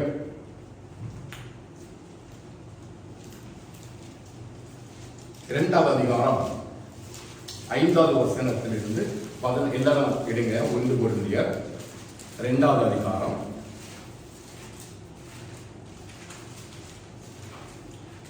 என்றைக்கு இதை மறக்கக்கூடாது. ஞானம் என்னது? ஒரு வரம். என்னன்னா, நம்ம நிறைய பேர் பிரசங்கிக்கிறோம் இல்லையா, நம்ம நிறைய பிரசங்கங்கள் நம்ம கேட்கிறோம். நம்மளும் நிறைய பேர் கர்த்தருடைய கிருபையினால நீங்க நிறைய பேர் நீங்க பிரசங்கிக்கிறீங்க இல்லையா, நிறைய பிரசங்கம் கேட்குறீங்க. ஆனா இந்த வேத வசனத்தில் இருந்து எது வெளிப்படும்? ஞானம் வெளிப்படும், உணர்வு வெளிப்படும் இல்லையா? அதனாலதான் தாவீது 119 என்னை உணர்வுள்ளவனாக்கும், என்னை உணர்வுள்ளவனாக்கும், என்னை. அப்போ வசனம் எனக்கு ஞானத்தையும் உள்ள கொண்டு வருது, எனக்கு உணர்வையும் கொண்டு வருது. புரியுதா? இந்த வசனம் எனக்குள்ள ஞானம் என்கிற வரத்தையும் கொண்டு வருது, உணர்வு என்கிற வரத்தையும் கொண்டு வருது. இப்போ எப்படி பவுலுடைய அந்த ஊழிய பயணத்துல பாருங்க 5வது வசனத்தை வாசிங்க. என் பேச்சும் என் பிரசங்கமும், தெளிவா வாசிக்கணும். என் பேச்சும் என் பிரசங்கமும். யாருடைய பேச்சு, யாருடைய பிரசங்கமும்? அப்போஸ்தலனாகிய பவுலுடைய பிரசங்கம். அப்ப நீங்க இன்னும் ஒரு இடத்துக்கு நீங்க பிரசங்கத்தை கேட்க போகக்கூடிய நேரம், நீங்க நிறைய பிரசங்கம் கேட்பீங்க, நீங்க நிறைய பிரசங்கம் கேட்கக்கூடிய நேரம் இந்த பிரசங்கத்தின் மூலமாக, அதனாலே ஆவியினாலே ஞானத்தை கொடுக்கிற வசனம் வெளிப்படுதான்னு பார்க்கணும். அப்படி வெளிப்பட்டாதான் அவன் அந்த பிரசங்கத்துக்குரிய வரத்தை பெற்றிருக்கிறான் என்பது வெளிப்படுத்தப்படும்.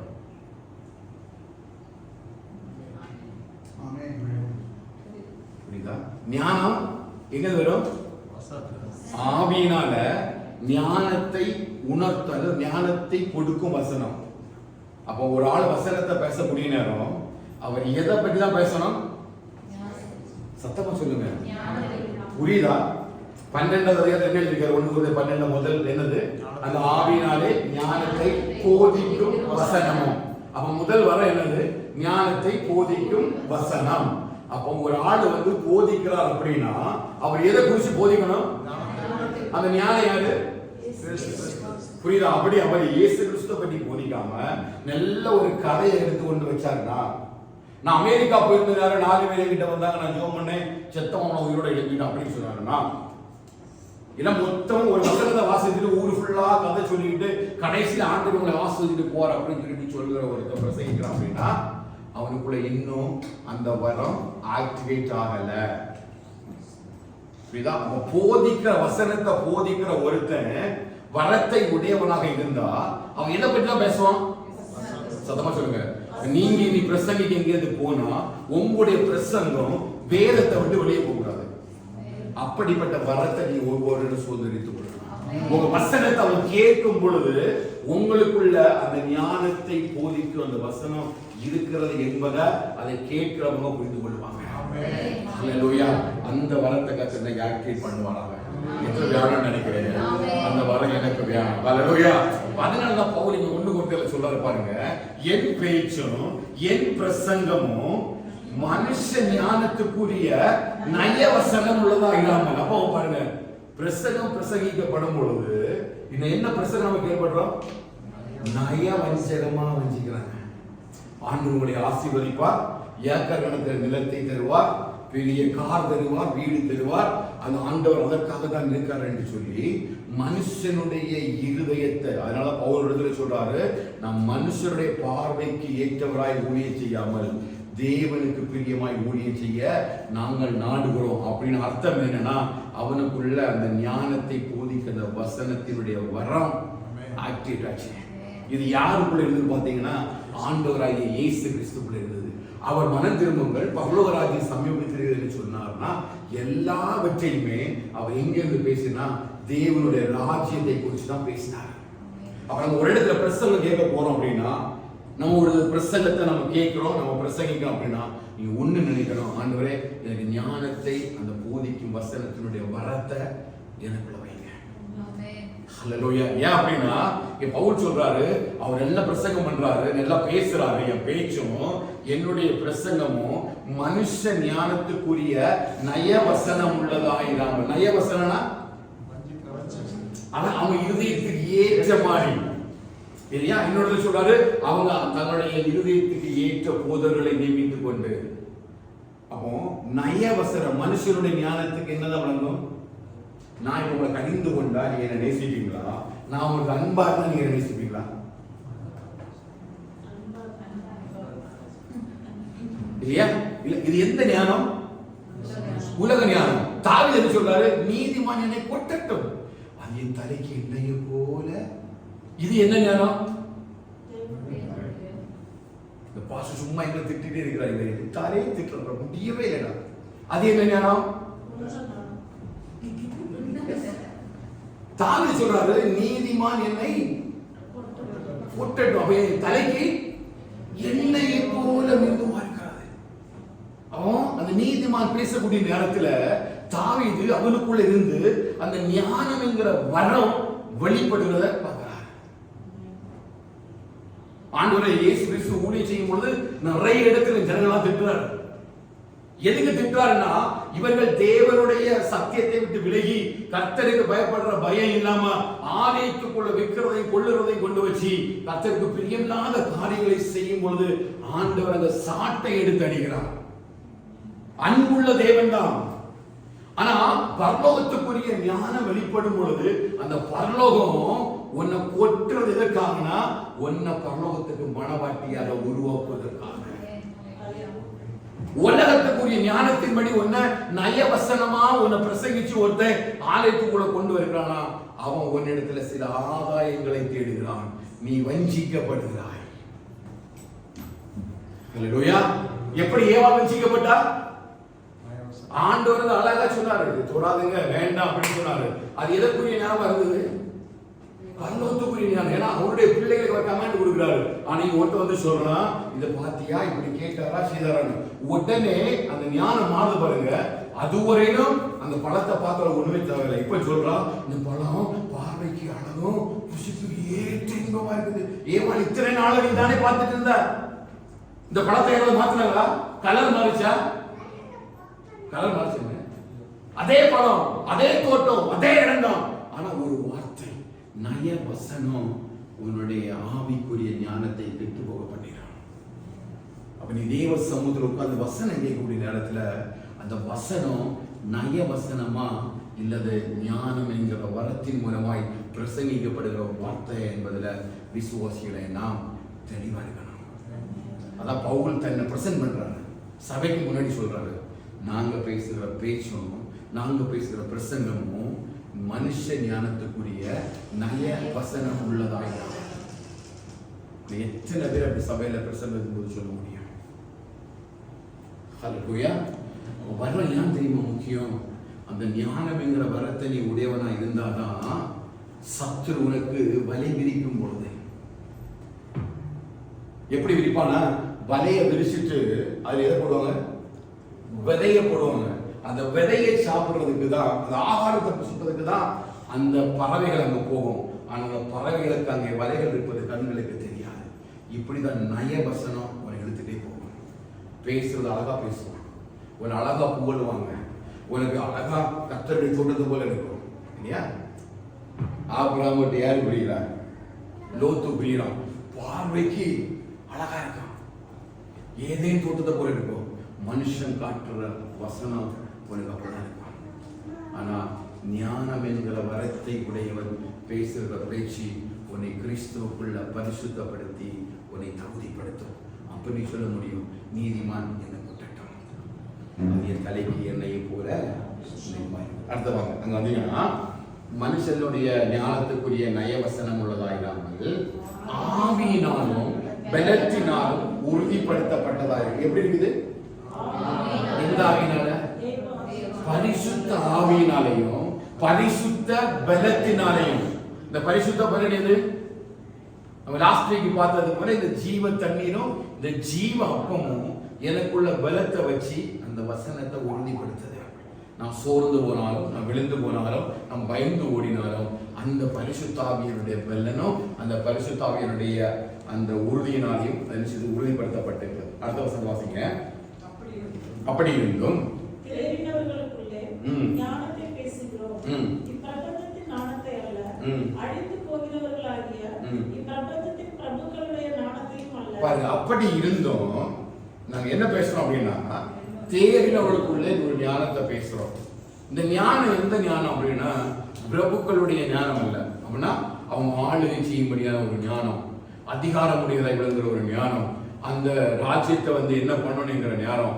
அப்படிப்பட்ட ஒரு ஞானத்தை ஒன்றும் நாங்க பேசல இல்லையா? அந்த ஞானம் எங்களுக்குள்ள அது ஒன்றும் பெருசா இல்லை. ஆனா எங்களுக்குள்ள ஒரு ஞானம் இருக்குது. அது என்ன ஞானம் பார்த்துருங்க. உலக தோற்றத்திற்கு முன்னே தேவன் தம்முடைய மகிமைக்காக ஏற்படுத்தினதும் மறைக்கப்பட்டதுமாயிருந்த ரகசியமான தேவ ஞானத்தையே நாங்க பேசுறோம். அல்லேலூயா. எதை பேசுறோம்? உங்களுடைய பிரசங்கமும் பேச்சும் எதை பற்றி இருக்கணும்? தேவனுடைய ஞானத்தை பற்றி இருக்கணும். அப்படி தேவ ஞானம்னா என்ன?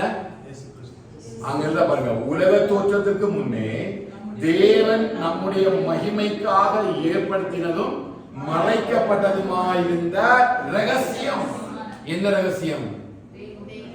தேவனுடைய ஞானமாகிய அந்த குமாரனாகிய கிறிஸ்துவே ரகசியமாக வெளிப்பட்டார். அல்லேலூயா. அப்போ பிரசங்கமும் நம்முடைய பேசுகிற பேச்சும் எப்படிப்பட்ட ஞானத்தோடு தான் இருக்கணும் அப்படின்னா, அந்த ஆண்டவராகிய இயேசு கிறிஸ்துவுடைய நாமத்தின் மகிமைக்குரிய பிரசங்கமா இருக்கணும். அப்படி இருந்தாதான் அவனுக்குள்ள என்ன இருக்குதுன்னா, ஞானம் என்கிற வரத்தை அவன் பெற்றிருக்கணும்னு அர்த்தம். அப்படி இல்லைன்னா அவனால வசனம் பேச முடியாது. நீ கவனிச்சிக்கலன்னு தெரியல, அநேக பிரசங்கங்கள் இளம்பர சிறியவர்களும் பெரியவர்களும் அநேகம் பேர் பிரசங்கத்தை ஆரம்பித்து முதல் வசனத்தில் ஆரம்பிப்பாங்க, அடுத்த ஒரு கதை கொண்டு வருவாங்க, அடுத்த ஒரு மிஷனரி ஸ்டோரி போகும், டைம் முடிஞ்சிடும், கடைசியில் திரும்பவும் அந்த வசனத்தை வாசித்து ஜோம் பண்ணி முடிச்சிடுவாங்க. அப்படின்னா என்ன அர்த்தம் அப்படின்னா, அவங்களுக்குள்ள என்ன இல்லை, தேவ ஞானம் இல்லை. புரியுதா? தேவ ஞானம் இல்ல. அப்ப தேவ ஞானம் இருக்கிறவனால இந்த ஞானத்தை விடவும் பெரிய வார்த்தையை பேசிட முடியாது. இந்த வேதத்தில் இருக்கிற ரகசியங்களை காட்டிலும், இந்த வேதத்தில் இருக்கிறதான ஊமைகளை காட்டிலும் உலகத்தினுடைய அந்த நயவசனம் உள்ள ஊமையை சொல்லி ஒருத்தர் ரட்சிப்புப்படுத்த முடியாது. அல்லேலூயா.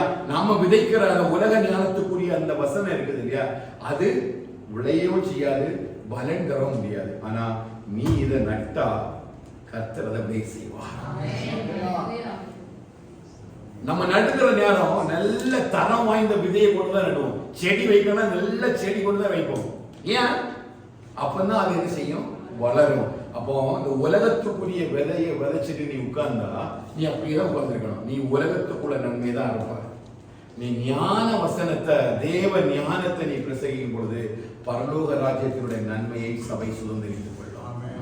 அல்லேலூயா. ஆனா அந்த தேவ ஞானத்தை பேசினா போர் அடிக்கும். யாருக்கும் கேட்கறதுக்கு மனசு இல்ல. என்ன இவ்வளவு நேரம் பேசுறாரு, டைமை பார்த்துட்டு எப்ப முடிப்பாரு, எப்ப பண்ணுவார். ஏன் அப்படின்னா இவனுக்குள்ள என்ன இல்லை, அந்த ஞானத்தை போதிக்கிறக்கூடிய அந்த வரம் இல்லை, அந்த வார்த்தை இல்லை. தேவனுடைய வார்த்தையை நான் கிடைத்த உடனேயே அருமை சொல்லாரு, நான் உட்கொண்டேன். வாசிக்கிறீங்களா? வேத வசனம் எனக்கு கிடைத்த உடனே, இறைமையின் புஸ்தகத்துல அழகா அவர் சொல்றார், நான் வேத வசனம் கிடைத்த உடனே அதை உட்கொண்டேன், அதனுடைய நாவிற்கு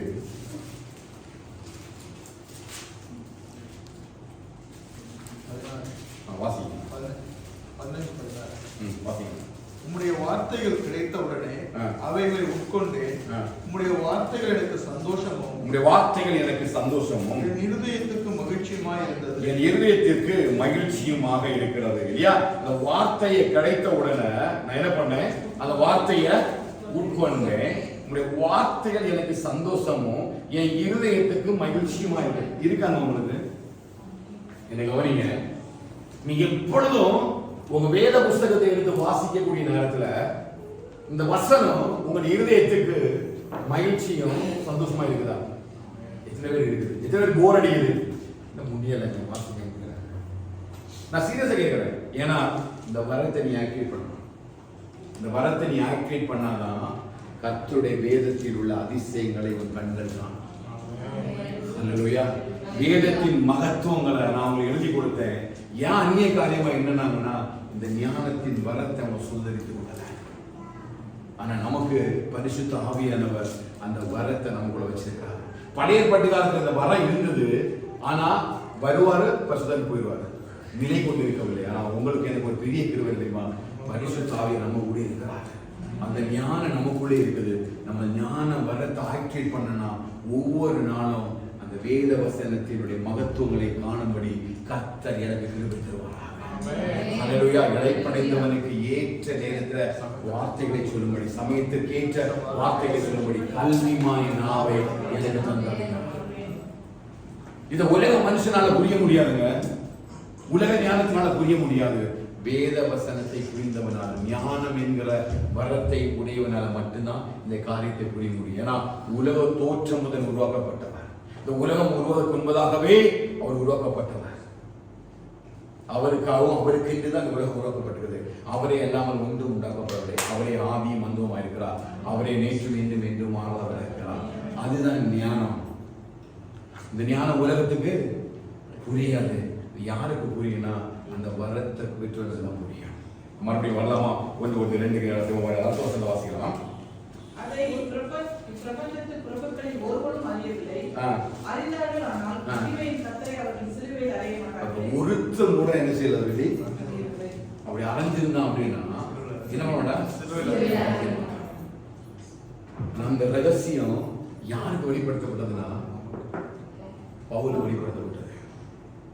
அதை வச்சு பவுல் சபைக்கு வெளிப்படுத்துறாரு. இந்த ரகசியம் பெரியது. ஹல்லேலூயா. அவர் சொல்றாரு, நான் சபையை பற்றி பேசுறேன். இந்த ரகசியம் பெரியது. அப்படின்னா அந்த உலக தோற்றத்துக்கு முன்பதாகவே ஒருவர் இந்த பூமிக்கு வந்தார். அவர் நமக்காக அடிக்கப்பட்டார். அவர் எனக்காக உயிரோடு எழுப்பினார். அவர் பரலோகத்துக்கு சென்றிருக்கிறார். மறுபடியும் என்னை சேர்க்க திரும்ப வருவார். அப்படிங்கிற ஞானம் இந்த ராஜாக்களுக்கும் பிரபுக்களுக்கும் வெளிப்படுத்த முடியவே இல்லை. அது எடுத்து பாருங்க, 9வது வசனம். எழுதி இருக்கிறபடியே தேவன் தம்மிடத்தில் ஆழ்த்த பண்ணினவைகளை கண் காணவும் இல்லை, காது கேட்கவும் இல்லை, அவைகள் மனுஷனுடைய இருதயத்தில் தோன்றவும் இல்லை. பாருங்க, ஒருத்தருக்கு கேட்கவும் இல்லை, காணவும் இல்லை, தோன்றவும் இல்லை. நமக்கோ தேவன் அவைகளை தமது ஆவியினாலே வெளிப்படுத்தினார். ஹல்லேலூயா. எவ்வளவு பெரிய பாக்கியம் பாருங்க. ஆவியினால் நமக்கு வெளிப்படுத்தி இருக்கிறார். எப்ப வெளிப்படுத்தி இருக்கிறாரு? எத்தனை நேரம் கேட்குறீங்க அந்த ஞானம் என்பது வரணும்னு தெரியுமா? நேரம் கேட்குறீங்களா? தெரியுமா ஞானம் என்பது நேரம் முதலா ஞானம் வரணும்னு கேள்வி போடுறாங்க மட்டும் ஆமிக்கு போகலாம் தெரியுமா? இதான் கேள்விப்படியா? சீரியஸ் ஏன் கேட்குறான்னு சொல்றேன்.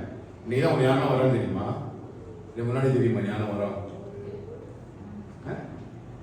அந்த ஞானம் வரம், அந்த வரத்தை கர்த்தர் எனக்குள்ள வச்சிருக்காருன்னா நான் எவ்வளவு பெரிய கிருபை பெற்றவளா இருக்கிறேன். ஒரு பெரிய கிருபைய கர்த்தர் எனக்குள்ள வச்சிருக்கிறார். என்ன அப்படின்னா, இந்த உலகத்தினுடைய பிரபுக்கள், உலகத்தினுடைய ராஜாக்கள் அறியாத ஒரு பெரிய ரகசியத்தை தேவன் தம்முடைய ஆவியினாலே எனக்கு வெளிப்படுத்தினார். ஹல்லேலூயா. நீங்க தெரியல, நீங்க முதலா தெரிஞ்சிருக்கீங்கன்னா இன்றைக்கு கர்த்தர் உங்களுக்கு இந்த ரகசியத்தை வெளிப்படுத்தியிருக்கிறார். இனி இந்த ஞானத்தின் வரத்தை விட்டுறாதுங்க. ஹல்லேலூயா. நீங்க வேத வாசிகளாக மாறும்படி, நீங்க பிரசங்கிகளாக மாறும்படி நீங்க ஒரு இடத்துல போய் நிற்கும் பொழுது, தேவனுடைய வசனத்துல நிற்கும் பொழுது, நிச்சயமா நீங்க பேசுகிற பேச்சும் பிரசங்கமும் இந்த தேவனுடைய ஞானம் என்ற வரத்தின் அடிப்படையில் வெளிப்பட்டா மட்டும்தான் அந்த இடத்துல இருக்கிறவங்க அந்த தேவனாகிய கர்த்தராகிய ஆண்டவரை அறிந்து கொள்ள முடியும். ஹல்லேலூயா. அப்படி இல்லைன்னு வச்சுருங்க, நம்மளோட பேச்சு ஒன்றும் நார்மலா பேசுற மாதிரி தான் இருக்கும். இப்போ பொதுவா ஒரு உலக மனுஷன் எல்லாம் பேசக்கூடிய திறனை உடைய ஒருவனை கொண்டு தேவனுடைய வார்த்தைகளை பிரசங்கி சொன்னால் நிச்சயமா இந்த வேதத்தை வாசித்து நல்ல குறிப்புகள் எடுத்து அவனால் பேச முடியும். எத்தனை மணி நேரங்கள் பேச முடியும். அது ஒரு பேச்சாக மாறிவிடும். ஆனால் ஞானம் என்கிற வரத்தை உடையவனாக பேசும்பொழுது கர்த்தர் தம்முடைய கிரியைகளையும் மகிமையும் அந்த இடத்தில் வெளிப்படுத்துவதற்கு வல்லமையுள்ள தேவனாக இருக்கிறார். ஹல்லேலூயா. அந்த வார்த்தைகள் அந்த மனிதனை உருவாக்கும், அந்த மனிதனை உடைக்கும், உருமாற்றும், புதிதாக்கும். ஒவ்வொரு நாளும் அந்த வார்த்தைகள் அவனை தேவனுடைய நாமத்தின் மகிமைக்காக எழும்ப பண்ணும். அந்த ஆவியானுடைய வரத்தை தான் நமக்குள்ள கர்த்தர் வச்சிருக்காங்க. அது யாருக்குள்ள இருக்குன்னா நமக்குள்ளதான் இருக்குது. அப்ப நம்ம தாகத்தோடு கூட அதை வாசிக்கும் பொழுது இல்லையா, தாகத்தோடு கூட நம்ம அந்த ஞானம் என்கிற வரத்தை நம்ம பெற்றுக் கொள்வதற்கு பிரயாசப்படும் பொழுது கர்த்தர் அந்த ஞானம் என்கிற ஆவியினுடைய வரத்தை கர்த்தர் நமக்குள்ள வைக்கிறார். ஹல்லேலூயா. இந்த ஞானம் வந்துடுச்சுன்னா நீங்க உலகத்துல நீங்க வேலை பார்க்கிற இடங்களிலும் இந்த ஞானத்தின் மகிமையை அந்த உலக ஜனங்களை உணர்ந்து கொள்ளும்படியான கிருபை இந்த ஞானத்திலிருந்து வெளிப்படும். ஏன் அப்படின்னா சாலமோனை பற்றி நமக்கு எல்லாமே தெரியும். இதே சாலமோன் ஜெபிக்கிற ஆண்டவரே அடியனுக்கு ஞானம் உள்ள எழுதி தந்தவர் சொன்னாங்க. ஆண்டவர் கொடுக்குறாரு, ஞானமும் உணர்வுள்ள எழுதி கொடுக்குறாரு. அவனுடைய ராஜ்ய காலத்துல இதுவரையிலும் அவனை போல ஒரு ஞானம் உள்ள ராஜா இருந்ததாக சரித்திரம் இல்லை. ஏன் சத்தமா சொல்லுங்க. ஏன் உலக மனுஷர்கள் எல்லாம் அவனை தெரிந்தாங்க. இன்றைக்கு வரை எல்லா நடவடிக்கைகளையும் அவனை குறித்து எழுதப்பட்டிருக்கிறது. இந்த உலக சரித்திரத்தில் சாலமோன் ஒரு பெரிய பெயர் பெற்றவனாக இருக்கிறான். ஒரு ஆலயத்தை எருசலேமில் நியமித்ததுல அவன் பெரிய ஒரு பெயர் பெற்றவனாக சாலமோன் வீட்டிருக்கிறான். ஒரே ஒரு காரணம் தான், தேவனால் கொடுக்கப்பட்ட ஞானம் அவனுக்குள்ள இருந்ததுனால அவன் அப்படிப்பட்ட பெயரை சுந்தரிக்கும்படி கர்த்தர் அவனுக்கு கிருபை செய்தார். ஹல்லேலூயா. அவன் ஞானம் ரொம்ப முக்கியம். அதனால பவுல் சொல்றாரு, இந்த ஞானம் என்கிற வரத்தை நம்ம பெற்றுட்டோம்னா நம்முடைய பேச்சு மனுஷ ஞானத்துக்குரியதை வெளிப்படாது. அதெல்லாம் முதல்ல சொல்லுகிறாரு, சிலுவை பற்றிய உபதேசம் வைத்தியமும் ரட்சிக்கப்படுகிற நமக்கோ தேவ பலனமா இருக்கிறது. ஏன் இந்த சிலுவை பற்றிய உபதேசம் உலக ஞானத்தினால புரிய முடியாது. உலகத்துக்கு அது வெளிப்படுத்தப்படல. நமக்குள்ள இருக்கிற ஆவியானவர் இந்த ஞானம் என்கிற வரத்தை நமக்காக வெளிப்படுத்தி இருக்கிறார். நிச்சயமா அந்த ஞானம் என்கிற வரத்தின் மூலமாக தான் நம்முடைய கிரியைகளை நம்ம வெளிப்படுத்த முடியும். அடுத்த வசனத்தை வந்தீங்கன்னா பாருங்க, 11வது வசனம். மனுஷனுள்ள ஆவியே அன்றி மனுஷரில் எவன் மனுஷனுக்குரியவைகளை அறிவான் பாருங்க. அப்படி போல தேவனுடைய ஆவியே அன்றி ஒருவனும் தேவனுக்குரியவைகளை அறிய மாட்டான். பாருங்க, தேவனுடைய ஆவி இல்லைன்னா இது தெரியாது.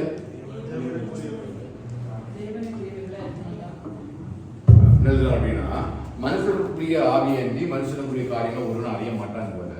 இப்ப தேவனுடைய ஆவி இல்லைன்னா தேவனுக்குரியவைகளை அறிய முடியாது. இப்ப எதை பார்க்கிறோம்?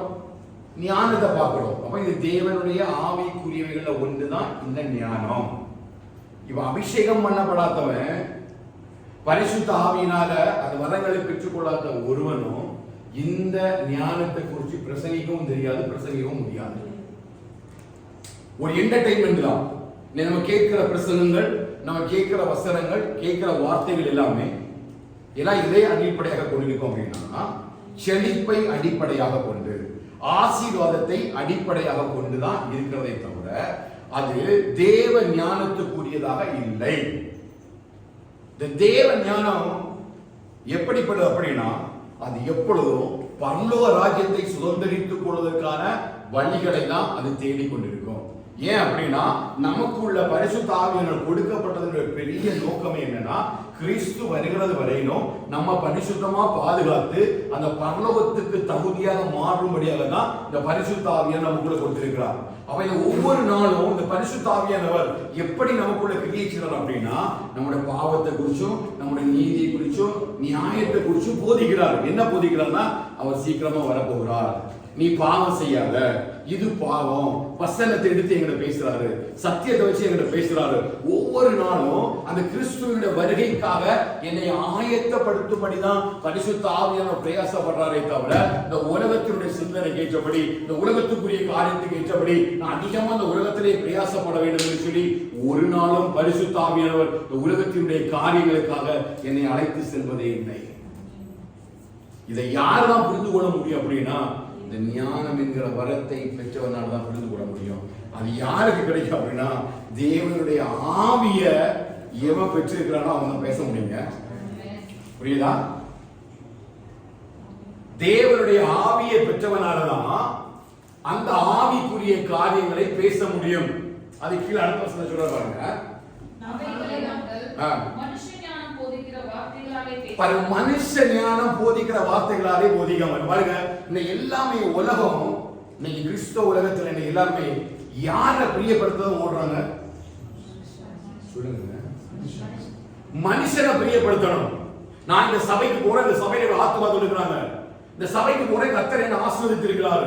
அப்படி இந்த சபையின் மூலமா இந்த உலகத்துக்குரிய ஆசீர்வாதங்களை இவர்கள் சுதந்திரித்துக் கொண்டார்கள் என்று சொல்லி உலகத்தில் இருக்கிற பாட்டை கொண்டு வந்து, உலகத்தில் இருக்கிற சினிமா பாட்டை கொண்டு வந்து, உலகத்தில் இருக்கிற ஆக்ஷனை கொண்டு வந்து உலகத்தை சபைக்குள்ள கொண்டு வந்து இந்த உலகத்துக்கு ஏற்ற மாதிரியே நடத்துறாங்க. ஏன் அப்படின்னா அவனுக்குள்ள என்ன ஆவி இருக்குதுன்னா உலகத்துக்கு ஏற்ற ஆவி இருக்குது. எந்த உலகம் அழிந்து போகிற பிரபஞ்சத்தின் ஆவி அவனுக்குள்ள இருக்கிறதுனால அந்த ஜனங்களை அந்த அழிவுக்கு நேராக வழி நடத்தும்படி பிசாசு உணவு உபயோகிக்கிறான். ஆனா நமக்கு அப்படி இல்லை. நமக்குள்ள யார் வாசம் பண்றா? சதமா சொல்லுங்க. நமக்குள்ள யார் வாசம் பண்றா? தேவனுடைய ஆவி. எல்லாரும் வாசம் பண்றாரா? உங்களை பரிசுத்தாவியை வாசம் பண்றாரா? ஒவ்வொரு பரிசுத்தில நடத்துறாரா? அந்த ஆவியானவர் உங்களுக்குள்ளே வாசமா இருக்கிறதுனால அவர் சொல்றாரு, நாங்க மனுஷ ஞானம் போதிக்கிற வார்த்தைகளாலே பேசாமல் பரிசுத்த ஆவி போதிக்கிற வார்த்தைகளாலே பேசி எது கூட பேசுறாங்க? ஆவிக்குரியவைகள் எது?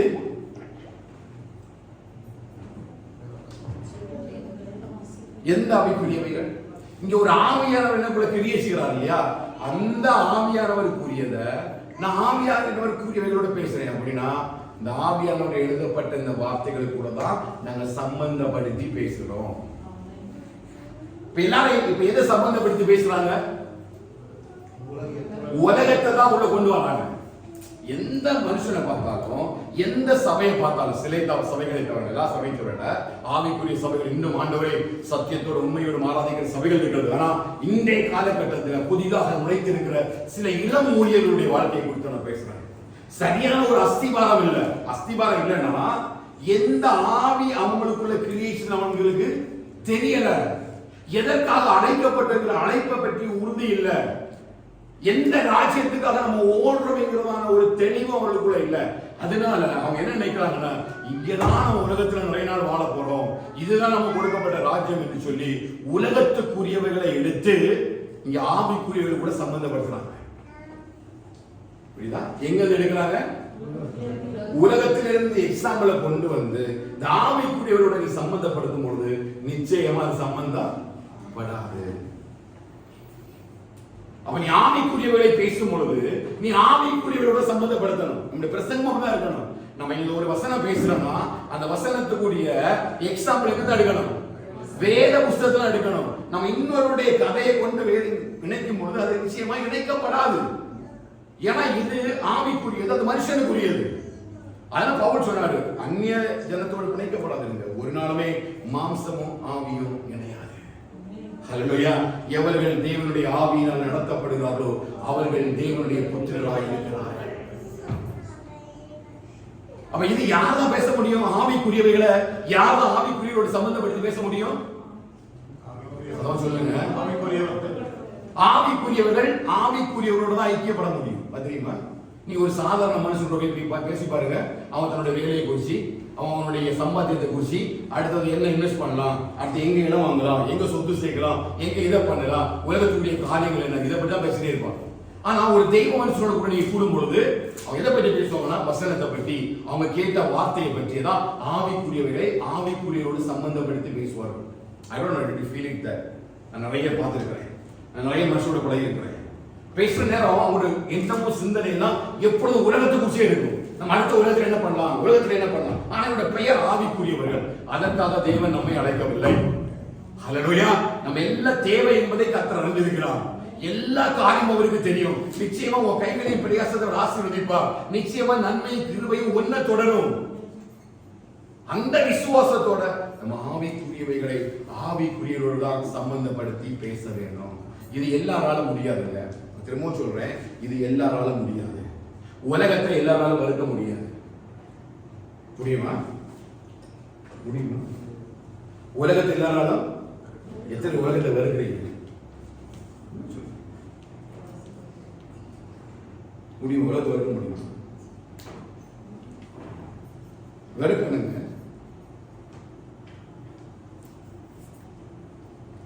ஆவிக்குரியவனால அதை செய்ய முடியும். ஆவிக்குரியவனால அதுக்காக எடுக்க முடியும். உலகத்தை என்ன செய்யணும்? அதுதான் நம்ம ஆவியுடைய வரங்களில் வெளிப்படுறது. ஹல்லேலூயா. நம்ம எதற்காக அழைக்கப்பட்டிருக்கிறோம்? பரலோகத்துக்காக அழைக்கப்பட்டிருக்கிறோம். பரலோகத்தின் நாமத்தின் மகிமைக்காக, ராஜ்யத்துக்காக அழைக்கப்பட்டிருக்கிறோம். நம்ம எல்லாம் பரலோகத்தினுடைய வாசிகள், பரலோக வாசிகள் இல்லையா? இந்த பூமிக்குரிய கூடாரமுடைய கைவேலையில் அதை வீடு அழிந்து போகும். பட் அங்கதான் நம்ம வாழ போறோம். அந்த ஆவிக்குரிய உணர்வு என்ன உருவாக்கணும். அப்படி உலகத்தை நம்ம வெறுக்காது இருக்கிறது வரையும் நிச்சயமாக என்ன பண்ண முடியாது? நான் ஆவியில இன்னும் அதிகமா வளர முடியாது. கொஞ்சம் கஷ்டம்தான். இட் இஸ் நாட் ஈஸி இல்லையா? உலகத்தை வெறுக்கிறது ஈஸி கிடையாது. பட் இனி வெறுத்தே ஆகணும். கண்டிப்பா வெறுக்கணும். அதுதான் அந்த ஞானம் எனக்கு போதிக்கிறது. அந்த ஞானம் எனக்குள்ள விளங்கும் பொழுது, அந்த ஞானத்தினுடைய வரம் எனக்குள்ள விளங்கும் பொழுது நிச்சயமா பவுல் சொன்னார் இல்லையா? தேவனை அறிகிற அறிவின் மேன்மைக்காக, அந்த ஞானத்துக்காக இந்த உலகத்தில் உள்ளதை எல்லாம் எப்படி சொன்னாரு? கொஞ்சம் கஷ்டமா தான் இருக்கு சத்தியம். கண்டிப்பா பிரயாசப்படுங்க. கண்டிப்பா பிரயாசப்படுங்க. இதுதான் கர்த்தர் நம்மை நடத்த விரும்புகிற பாதை. இந்த பாதையில தான் நீங்கள் நான் நடக்கணுங்க. எளிதா ஒண்ணு பவுல் சொல்லிட்டு போய் நம்ம நிறைய பிரசங்கிக்கிறோம் இல்லையா? நம்ம நிறைய வசனம் வாசிக்கிறோம். பவுல் நிறைய சொல்லிக்கிறாரு. எப்படி பவுலுக்கு ஆசாபாசம் இல்லையா? பவுலுக்கு எதுவுமே அவசியம் இல்லாம இருந்ததா? எதுவும் தேவையில்லாம இருந்ததா? எப்படி அப்படின்னா அவர் அந்த வரத்தை உடையவராக இருந்தபடியினால்தான் இது கொரிந்தியர் இன்னொன்று சொல்றாரு, திருமணத்தை பற்றி பேசும்போது சொல்றாரு, அந்த வரத்தை உடையவர் தான் அதில் வாழ முடியும். அவன் தேவனுடைய அந்த ஞானம் என்கிற வரம் நமக்கு ஆவிக்குரியவைகளை ஆவிக்குரியவர்களோட சம்பந்தப்படுத்தி பேசுகிறது. உலகத்தை அனுபவிக்கப்படாத அனுபவிக்கலாம், நீ தகாத விதமாக அனுபவிக்கக்கூடாது. நீ மனுஷ அனுபவிக்கிற மாதிரி கூடாது, அனுபவிக்க கூடாது. உனக்கு எல்லாவற்றையும் அனுபவிக்க உனக்கு அதிகாரம் உண்டு. சொல்லுங்க ஏன் இந்த தகுதி எப்படி உங்களுக்கு தெரியும்? உள்ள ஒரு ஆள் இருக்கா இல்லையா, இந்த ஞானம் உனக்கு போதிக்கும். உனக்கு எது தகுதி, உனக்கு எது தகுதி இல்லை. சொல்ல புரியுதா? புரிஞ்ச மாட்டா அமைச்சு உலகத்தை நீ விடணும். உலகத்துக்குரிய கிரியைகளை உன்னை விட்டு ஒழிக்கணும். உலகத்துக்குரிய எல்லா காரியங்களும் நீ வெளியில வரணும். அப்படின்னா அந்த ஞானம் உன்னை நடத்துகிற வழியில நீ நடக்கிறதுக்கு உணவு போடணும். அந்த ஞானம் உன்னை நடத்தும். அதான் பரலோகத்தினுடைய ஞானம். அந்த ஆவிக்குரிய சம்பவங்கள் உன்னை நடத்த ஆரம்பிக்கும்.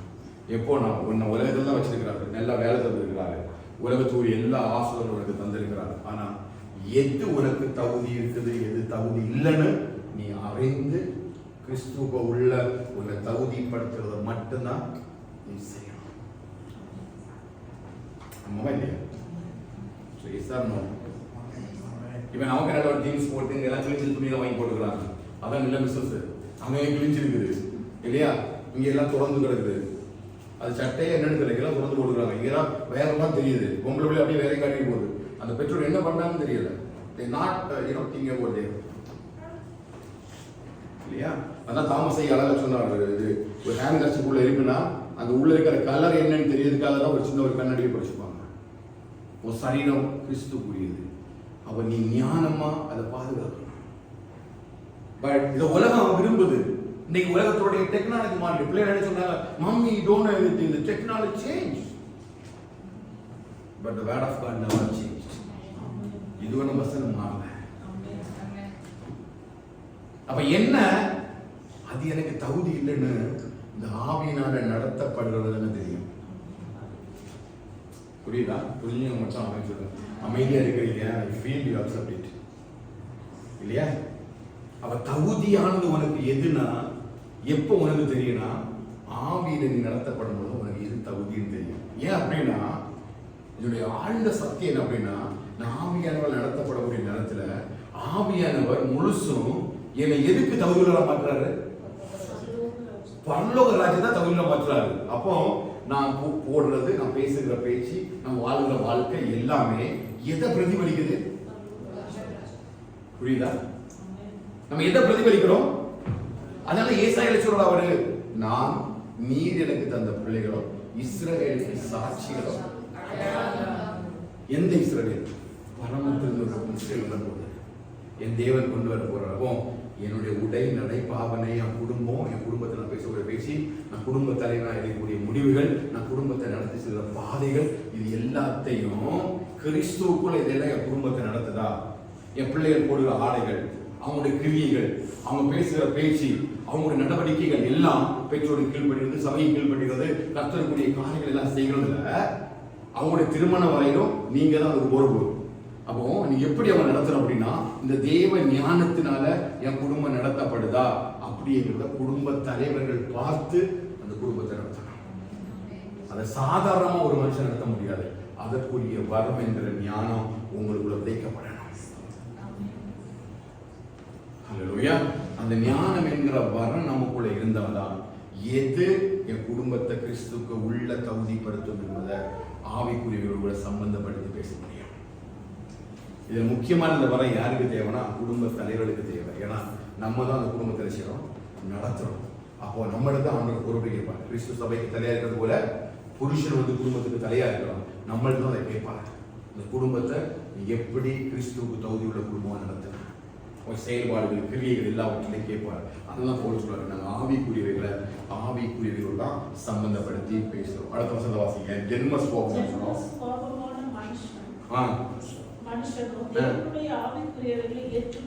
உலகத்துல வந்து இப்ப சொன்னா உலகத்தை வெறுக்கணும் அப்படின்னு சொன்னா நம்ம என்ன சொல்லுவாங்க? பைத்தியக்காரன் சொல்லுவாங்க. கண்டிப்பா சொல்லுவாங்க. நீங்களே சொல்றீங்க தலைக்கு இந்த ஆயிட்டு போல எப்படியும் உலகத்தை வளர்க்க முடியும், எப்படி உலகத்தை விட்டுவிட முடியும்? நான் உலகத்தாலே வாழ்றேன், நீ உலகத்துல தான் வாழ்றா, ஆனா உன்னுடைய வாழ்க்கையுடைய பிரதிபலிப்பு பரலோகத்துக்குரியது. அப்போ இந்த தாகத்தை ஆண்டவர்கள் நினைச்சாரு பார்க்கிறாரு இல்லையா? இந்த தாகத்தை பார்த்துதான் இந்த வரங்களை எனக்குள்ள ஆக்டிவேட் பண்றாரு. இங்க பாருங்க, இது எப்படி கிறிஸ்துவுக்குள்ள வெளிப்பட்டுன்னு பார்த்தீங்கன்னா, அவர் ஒரு நாளும் கூட சுயமா இங்க பேசல. எதை பற்றி போந்தாரு? மனம் திரும்புங்கள், பரலோக ராஜ்யம் சமயமா இருக்கு என்று சொல்லி அவர் ஆரம்பித்த பிரசங்கம் முதல் கொண்டு அவருடைய கடைசி சிலுவை பரியந்தம் வரையிடும். பிதாவே இவர்களுக்கு மன்னியும், தாங்கள் செய்கிறது என்னதென்று அறியாதிருக்கிற வார்த்தை வரையிடும். அவர் எதை வெளிப்படுத்தினார்னா பரலோக ராஜ்யத்தை தான் வெளிப்படுத்தினார். இது ஜென்ம சுவாபம் மனுஷனுக்கு தெரியாது. ஜென்ம சுவாபம் என்னது? இந்த சுவாபம் மண்ணோட ஒட்டி இருக்குது இல்லையா? அதான் தாவீது சொல்றாரு, என் ஆத்துமா மண்ணோடு ஒட்டி கொண்டிருக்கு. அப்படின்னா இந்த ஜென்ம மனுஷனோட தான் கூட கிடைச்சது. எங்க போனாலும் வர மாட்டேங்குது, மண்ணு தான் இருக்குது, மண்ணுக்கு நேரம் தான் இருக்குது. என் ஆத்துமா மண்ணோடு ஒட்டி கொண்டிருக்கிறாரு, உங்களுடைய வசனத்தின்படி என்னை உயர்த்தி. எனக்கு முடியலப்பா, எனக்கு ஆவிக்குரிய சம்பந்தப்படுத்த முடியல, நான் ஆவிக்குரியவளை வாழ விரும்புறேன், ஆனா என்னால முடியல. எனக்குள்ள ஒரு வர வேணும், அந்த ஞானம் எங்களை வர எனக்குள்ள ஆக்டிவேட் பண்ண வேண்டாம். ஏன் ஞானத்தினால இதை நான் திங்க் பண்ணவே முடியல? ஏன் ஞானத்தினால நான் யோசித்து பார்க்கவே முடியல? எல்லாத்தையும் வறுக்குன்னு சொல்றாங்க, எப்படி வறுக்குது எனக்கு தெரியாது. அந்த ஞானம் என்கிற வரம் ஒரு மனுஷனுக்குள்ள ஆக்டிவேட் பண்ணப்படும் பொழுது அது கிரியேட் ஆகப்படுது. அதை தொடர்ந்து வாசிக்கா. அவைகள் அவனுக்கு பைத்தியமாக தோன்றும். எப்படி தோணும்? பைத்தியமாக. எது? சிலுவை பற்றிய உபதேசம். சிலுவையிலிருந்து தான் மீட்பு கிடைக்கும், ரட்சிப்பு கிடைக்கும். அதையும் கிறிஸ்து சிலுவையை தான் அடைந்தார்கள். சிலுவை பற்றி பேசி வருங்க. இன்னும்பா சிலுவையில் இயேசு வரையல, இயேசு காணாமல் போய்விட்டார். நிறைய கள்ளோபதேசங்கள் எழுதப்பட்டிருக்கிறது, ஆனா அது யாருக்கு புரியாது? ஜென்ம சுவாப மனுஷனுக்கு புரியாது. ஞானத்துடைய வரத்தை உடையவன் படிக்கும் பொழுதுதான் அந்த வசனங்கள் புரியும் இல்லையா? ஆனா இது இல்லை அப்படின்னா, அந்த ஞானம்ங்கிற வரம் இல்லைன்னா நம்மளால இதை என்ன செய்ய முடியாது, ஏற்றுக்கொள்ள முடியாது. அடுத்த வாசிங்க. அவைகள் ஆவிக்கேற்ற பிரகாரமாய் ஆராய்ந்து நிதானிக்கப்படுகிறவர்களானால் அவைகளை அறியவும் மாட்டார்கள். ஆவிக்குரியவன் எல்லாவற்றையும் ஆராய்ந்து நிதானிக்கிறான், ஆனாலும் அவன் மற்றொருவனாலும் ஆராய்ந்து நிதானிக்கப்படான். ஆவிக்குரியவனை யாருமே என்ன செய்ய முடியாது.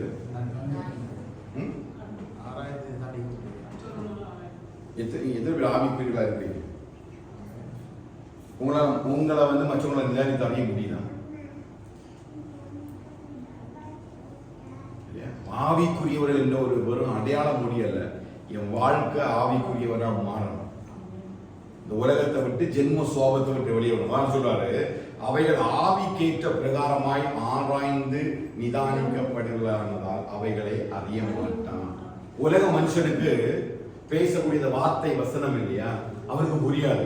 இப்ப நம்ம என்ன சொல்றோம்? நம்ம விசுவாசிப்பதற்கு மாத்திரமல்ல, அவரோடு கூட பாடுபடுவதற்காக அழைக்கப்பட்டிருக்கிறோம். இதோட விசுவாசிக்கிறீங்க? கிறிஸ்துவ வாழ்க்கை பாடுகள் நிறைந்த வாழ்க்கை. விசுவாசிக்கிறீங்களா இல்லையா? அவரோடு கூட பாடுபட்டால் அவரோடு கூட ஆளுகை செய்வோம். இதானே வார்த்தை. இது ஆவிக்கேற்ற பிரகாரமா கண்டிப்பா நம்ம உலகத்துல உபத்திரம் உண்டு அப்படின்னு நம்ம சொன்னா, ஒரு கூட்டம் சொல்லுது இல்ல, நீங்க சந்தோஷமா வாழலாம். பாடுறான், ஏக்கர் கணக்கு ஆண்டவர் நிலத்தை தருகிற இயேசுவேன்னு பாடுறான், ஆராதனையில பாடுறாங்க. அப்ப இவங்க இதை எப்படி அறியல? ஆவியில ஆராய்ந்து நிதானித்து அறியல. ஏன் ஆராய்ந்து நிதானித்து அறியல?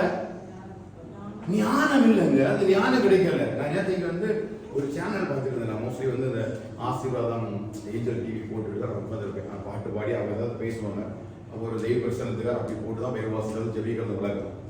நான் அதை கேட்டுட்டே இருக்கிறேன். ஒரு பிரசங்கர் பேசுறாரு.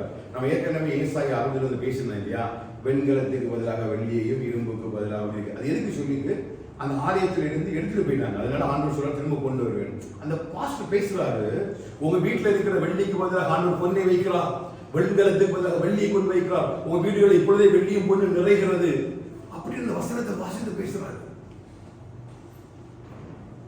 எனக்கு ஆச்சரியமா இருந்தது. எதுக்கு எழுதப்பட்டது? அப்போ அந்த ஆவிக்குரிய காரியங்களை நிதானித்து அறிய முடியாததுனால நயவசனங்கள் புறப்படுகிறது. அதுக்கு நிறைய பேர் ஆமேன்னு சொல்றாங்க, விசுவாசிக்கிறாங்க, சாட்சி சொல்றவங்க இருக்கு. அதான் எனக்கு புரிய முடியல. இதுல அந்த அற்புதங்கள் அடையாளம் நடக்குது. ஆண்டவர் செய்கிறாரா பிசாசு செய்யறான்னு தெரியல. ஆவிக்குரியவைகளை நம்ம ஆவிக்குரிய விதமாக தான் ஆராய வேண்டும். அப்படி இல்லைன்னா நமக்குள்ள அந்த ஞானம்ங்கிற வரை ஆற்றிட்டாங்கன்னு அர்த்தங்க. அந்த வரத்துக்காக நம்ம ஜெபிக்கணும். ஆண்டவரே, வேத வசனத்தை போதிக்கக்கூடிய அந்த ஞானம்ங்கிற வரை எனக்குள்ள அப்பதான் நம்ம ஆவிக்குரியவர்களாக வாழ முடியும். அதனால அந்த ஆவிக்குரிய வரங்கள் இருந்தால்தான் கடைசியில நம்முடைய கோல் போய் ரீச் ஆகும். இல்லைன்னா முடியாது, பாதியில நின்று பாருங்க. இந்த ஆவிக்குரிய அவைகளை அறியக்கூடிய அறிவு நமக்கு இல்லை அப்படின்னா, இந்த ஆவியான நமக்குள்ள இல்லை அப்படின்னா, அவர் தம்முடைய ஞானத்தினால் இதை வழிநடத்துறா நிச்சயமா என் பாதையினால கடக்க முடியாது, என் பாதையினால ஓட முடியாது. அதனால ஆண்டவர் சொல்றாரு, அழகா பவுல் எழுதுறாரு வந்து, ஆவிக்குரியவன் எல்லாவற்றையும் ஆராய்ந்து நிதானிக்கிறான், ஆனாலும் அவன் மற்றொருவனாலும் ஆராய்ந்து நிதானிக்கப்படுறான். அப்ப நம்ம எல்லாம் ஆவிக்குரியவளா இருந்தா மற்றவங்களும் நம்மள அடிச்ச முடியாது, ஆராய முடியாது. என் வழிகள் அவனுக்கு தெரியாது, என் பாதைகள் அவனுக்கு தெரியாது. ஏன் கஷ்டப்படுறாங்க, ஏன் பாடுபடுறாங்க, ஏன் இவ்வளவு கஷ்டத்துலையும் நீங்க சமாதானமா வாழ்றீங்க, ஏன் உங்களுக்கு சந்தோஷமா வாழ முடியும் அப்படின்னா உனக்கு தெரியாதுடா. நான் ஓடுறது வந்து துக்கத்தின் பாதையா இருந்தாலும் அதுக்குள்ள சமாதானத்தை வச்சு கத்தரை நினைச்சான். அதெல்லாம் நம்ம அவர்களை பார்த்தோம். அந்த சாம்பலுக்கு பதிலாக சந்தோஷத்தை வைக்கிறான். அவனுக்கு தெரியாது. அவன் பார்க்குற நேரம் நான் பாடுகளோடு பிரச்சனைகளோடு பலவீனத்தோடு சூழ்நிலத்தோடு தான் ஓடுவேன். ஆனா எனக்குள்ள ஒரு சமாதானத்தை வச்சு என்ன ஓட வைக்கணும் எனக்கு தெரியாது. சுகமாய் இருப்பவன் ஓடுவதெல்லாம் ஓட்டம், பலவீனத்தோடு நீ சுகமாய் ஓடுறியதான் ஓட்டம். ஹல்லேலூயா. உலக ஞானத்துக்கு நல்ல பாடி வந்து ரொம்ப இதா இருக்கணும், இல்லையா? ஆயத்தமா இருக்கணும். கரெக்டான இது இருந்தால் வெயிட் ஹைட்டு அதுக்குள்ள இந்த மாதிரி ஓட முடியும். ஆனால் ஆவிக்குரிய ஓட்டம் இல்லை. உன் கால் உடைச்சாலும் உன்னை தூக்கி சுமந்து ஓடுறதுக்கு ஒருவனுக்கு இருக்கிறான். ஹல்லேலூயா. நீ பலவீனப்பட்டிருந்தாலும் ஒருவர் அந்த பலவீனத்தின் மத்தியிலும் உன்னை தன்னுடைய பாதைகளிலே நடத்தி செல்கிறார். இதுதான் தேவ ஞானம். ஹல்லேலூயா. டைம் நிறைய போயிடுச்சு, நான் பேசணும், நிறைய பேசுவேன். நீங்க முடிக்க விரும்புகிறேன். அவருடைய வார்த்தை அதுதான். என்னுடைய பிரசங்கமும் என்னுடைய பேச்சும் மனுஷ ஞானத்துக்குரிய நயவசனமாயிராமல் அது தேவனுடைய ஆவினாலும் பலத்தினாலும் உறுதிப்படுத்தப்பட்டிருக்கிறது. நம்ம கேட்கிற பேசுகிற வார்த்தைகள் பேச்சுகளுக்கு எல்லாம் அந்த வார்த்தையினுடைய ஞானம் ரொம்ப அவசியம். ஹல்லேலூயா. இந்த வாரம் முழுசும் ஜெபிங்க, 2 வாரம் ஜெபிங்க, இந்த மாசம் முழுசும் ஜெபிங்க. ஆண்டவரே, இந்த ஞானத்தினுடைய வரத்தை எனக்குள்ள வைங்க. ஏன் தெரியுமா? நீங்க ஆவிக்குரியவர்களாய் மாறணும் அப்படின்னு. நீங்க உலகத்தை என்னைக்கு வெறுக்க ஆரம்பிக்கிறீங்களோ அன்னைக்குதான் நீங்க ஆவிக்குரியவர்களாக மாறுறீங்கன்னு அர்த்தம். உன்னை சொல்ல புரியுதா? ஆனா அதை வெறுக்க முடியாது. முடியுமா? எத்தனை பேர் பணத்தை வெறுப்பீங்க? எனக்கு பணம் எனக்கு ஒரு பொருட்டு அல்ல. எத்தனை பேர் சொல்லுங்க? I hate money. எத்தனை சொல்லுங்க? I hate money. இந்த பக்கம் தான் என் ஆவிக்குரிய வாழ்க்கையில் நடத்துகிறது. I hate money. பட் எனக்குள்ளது எது அது எனக்கு ஆண்டவர். நான் அதை தேடி போக மாட்டேன். சீரியஸா இதான் ஆவிக்குரிய மனுஷனுடைய வாழ்க்கை. என்னுடைய சிந்தை எண்ணமும் அதுக்காக அல்ல, ஆவிக்குரிய மனுஷனுடைய அந்த வாழ்வுக்காக தான் நான் ஓடுறேன். இதை என்னைக்கு நம்ம ஆரம்பிக்கிறோமோ, ஏன்னா உலகத்தில் சொல்லி பாருங்க, பணம் எனக்கு வேண்டாம்னு சொல்லுவேன், கேட்க மாட்டேன். எங்கள் வீட்டில் சொன்னால் எனக்கு திட்டுவாங்க, பைத்தியம் முத்தி போச்சு அப்படிங்கிறாங்க. ஆனால் அவன் தீங்க போட்டு பட் எனக்கு தெரியும் என்னை அழைத்தவர் உண்மை கொள்வார். இன்றைக்கு வர அவர்களை நடத்துகிறார். ஹல்லேலூயா. நான் ஒவ்வொரு நாளும் சீரோட தான் ஆரம்பிக்கிறேன். எனக்கு நிறைய தேவைகள் இருக்குது, நிறைய காரியங்கள் இருக்குது, நான் நிறைய சீரோட தான் ஆரம்பிக்கிறேன். ஆனால் எனக்கு தெரியும் என்னை அழைத்தவர் உண்மை உள்ளவர். ஒவ்வொரு நாளும் என்னை நடத்துகிறார், போதுமான அளவு நடத்துகிறார். அவருடைய வார்த்தைகளை அறிய அறிய அந்த ஞானத்தினுடைய வெளிச்சம் எங்களுக்குள்ள பிரகாசிக்க உலகத்தை வெறுப்பதற்கு கர்த்தர் கிருபை தருகிறார். இது நீங்க பண்ணுங்கன்னு சொல்ல போனேன், வசனம் தான் முடிக்கிறேன். இந்த ஞானம் என்கிற வரத்தை உடையவனால மட்டும்தான் இது எல்லாத்தையும் விட்டு வெளியே வர முடியும். ஜென்ம சுபாவத்தை விட்டு இந்த மண்ணுடைய சுவாபத்தை விட்டு, இந்த உலகத்துடைய சுவாபத்தை விட்டு ஒருத்த வெளியில வரணும் அப்படின்னா ஞானம் என்கிற அந்த வரத்தை கூடியவராக இருக்க வேண்டும். அல்லேலூயா. அப்படி இருந்தா மட்டும்தான் நம்ம என்ன பண்ண முடியும், அந்த ஞானம் உள்ளவர்கிட்ட வர முடியும். சாலமோனுக்கு ஆண்டவர் ஞானத்தை கொடுத்தாரு, ஆனா அவன் என்ன பண்ணல, முழுசா பயன்படுத்தல. அதனாலதான் பாதி என்ன பண்ணினா விழுந்து போயிட்டான். அந்த ஞானத்தினால அவனுக்கு எந்த புரோஜனமும் இல்லாம போயிட்டு, ஒரு ஆலயத்தை கட்டினா, ஒரு பேரை வாங்கினான், அவன் தன்னுடைய ஆத்மாவை கரெக்டா தேவன் சொன்னபடி பாதுகாத்து கொள்ள முடியல. எப்பொழுது அந்த அந்நிய காரியங்களோடு கூட இந்த ஞானத்தை கொண்டு சேர்த்தானோ அன்றைக்கே அவனுடைய ஞானம் விட்டு கொண்டு போயிட்டான். என் பிரசங்களை படிச்சீங்கன்னா அவர் சொல்றாரு, என் இருதயத்தை ஞானத்தினாலும் என் தேகத்தை மதுபானத்தினாலும் நிறைத்து நான் வாழ்க்கை அனுபவிச்சுட்டே இருந்தேன் அப்படின்னா வேத படிக்கிறாரு. சரீரம் மதுபானத்தினால நிறைச்சிருக்குது. அது வசனமான வாசிக்கலாம். பிரசங்கி 2வது அதிகாரத்தில் இருக்கிறது. பைபிள் 3வது முடிச்சுங்க. பிரச்சனை சொல்லிடுறேன். 3வது வசனம் வாசிக்கலாமா? பிரசங்கி 2:3. வானத்தின் கீழ் மனுஷர் உயிரோடு இருக்கும் நாளவரும் பெற்று அனுபவிக்கத்தக்கது இன்னதென்று அறியும் பொருள். என்னது அனுபவிக்கிறது என்னதென்று சொல்லி அறியும் பொருட்டு என் இருதயத்தை ஞானத்தால் தேற்றிக் கொண்டு, என் இருதயத்தை ஞானத்தால் தேற்றிக் கொண்டு, ஞானம்னா வார்த்தை கையில் என்ன இருக்குது? நான் என் தேகத்தை மதுபானத்தால் சீராட்டிக் கொண்டிருக்கிறேன். கையில் என்ன இருக்குது? சரீரத்தில் என்ன இருக்குது? அடுத்த வசனம் வாசிங்க. அதே வாசிங்க. மதியீனத்தை பற்றி கொண்டிருக்கவும் என் உள்ளத்துல அப்ப அது என்னது? மதியீனமா அவனுக்கு தெரியுது. ஞானம் அவனுக்கு ஞானத்தமா அவனுக்கு ஞானத்தவா ஒரு ஞானம் இல்லை அப்படின்னு சொல்லுவான். ஞானத்தை என்ன பண்ணான்? மிஸ்யூஸ் பண்றான். அவன் வரத்தை பெற்றுக்கொள்வதும் அதை பாதுகாப்பதும். அதனால அவன் ஒவ்வொரு நாளும் நான் பெற்றுக்கொண்ட அந்த பரிசுத்தாவை துக்கப்படுத்தாதபடிக்கு நம்ம பார்த்துடணும். அப்படின்னா அவர் பாவத்தை குறித்து, நீதியை குறித்து, நியாயத்தை குறித்து நம்ம பிரசங்கிக்கும் பொழுது அதுக்கு நம்ம அக்செப்ட் பண்ணி ஒப்பு கொடுத்து தெய்வ சமூகம் நம்மளை விட்டு கொடுக்கும் பொழுதுதான் அந்த ஞானத்தினுடைய வரங்களை நம்ம ஆக்கிட்டாங்க. உலகத்தில் நம்ம நேசிக்க நேசிக்க நேசிக்க இந்த ஞானத்தினுடைய வரம் நம்மளை விட்டு எடுக்கப்பட்டு போயிடும். ஆமே. இந்த அபிஷேகம் 2வது நாள்ல இந்த மாசத்தினுடைய அல்லது வருஷத்தினுடைய முடிவு நாட்கள் நம்ம வந்திருக்கோம்.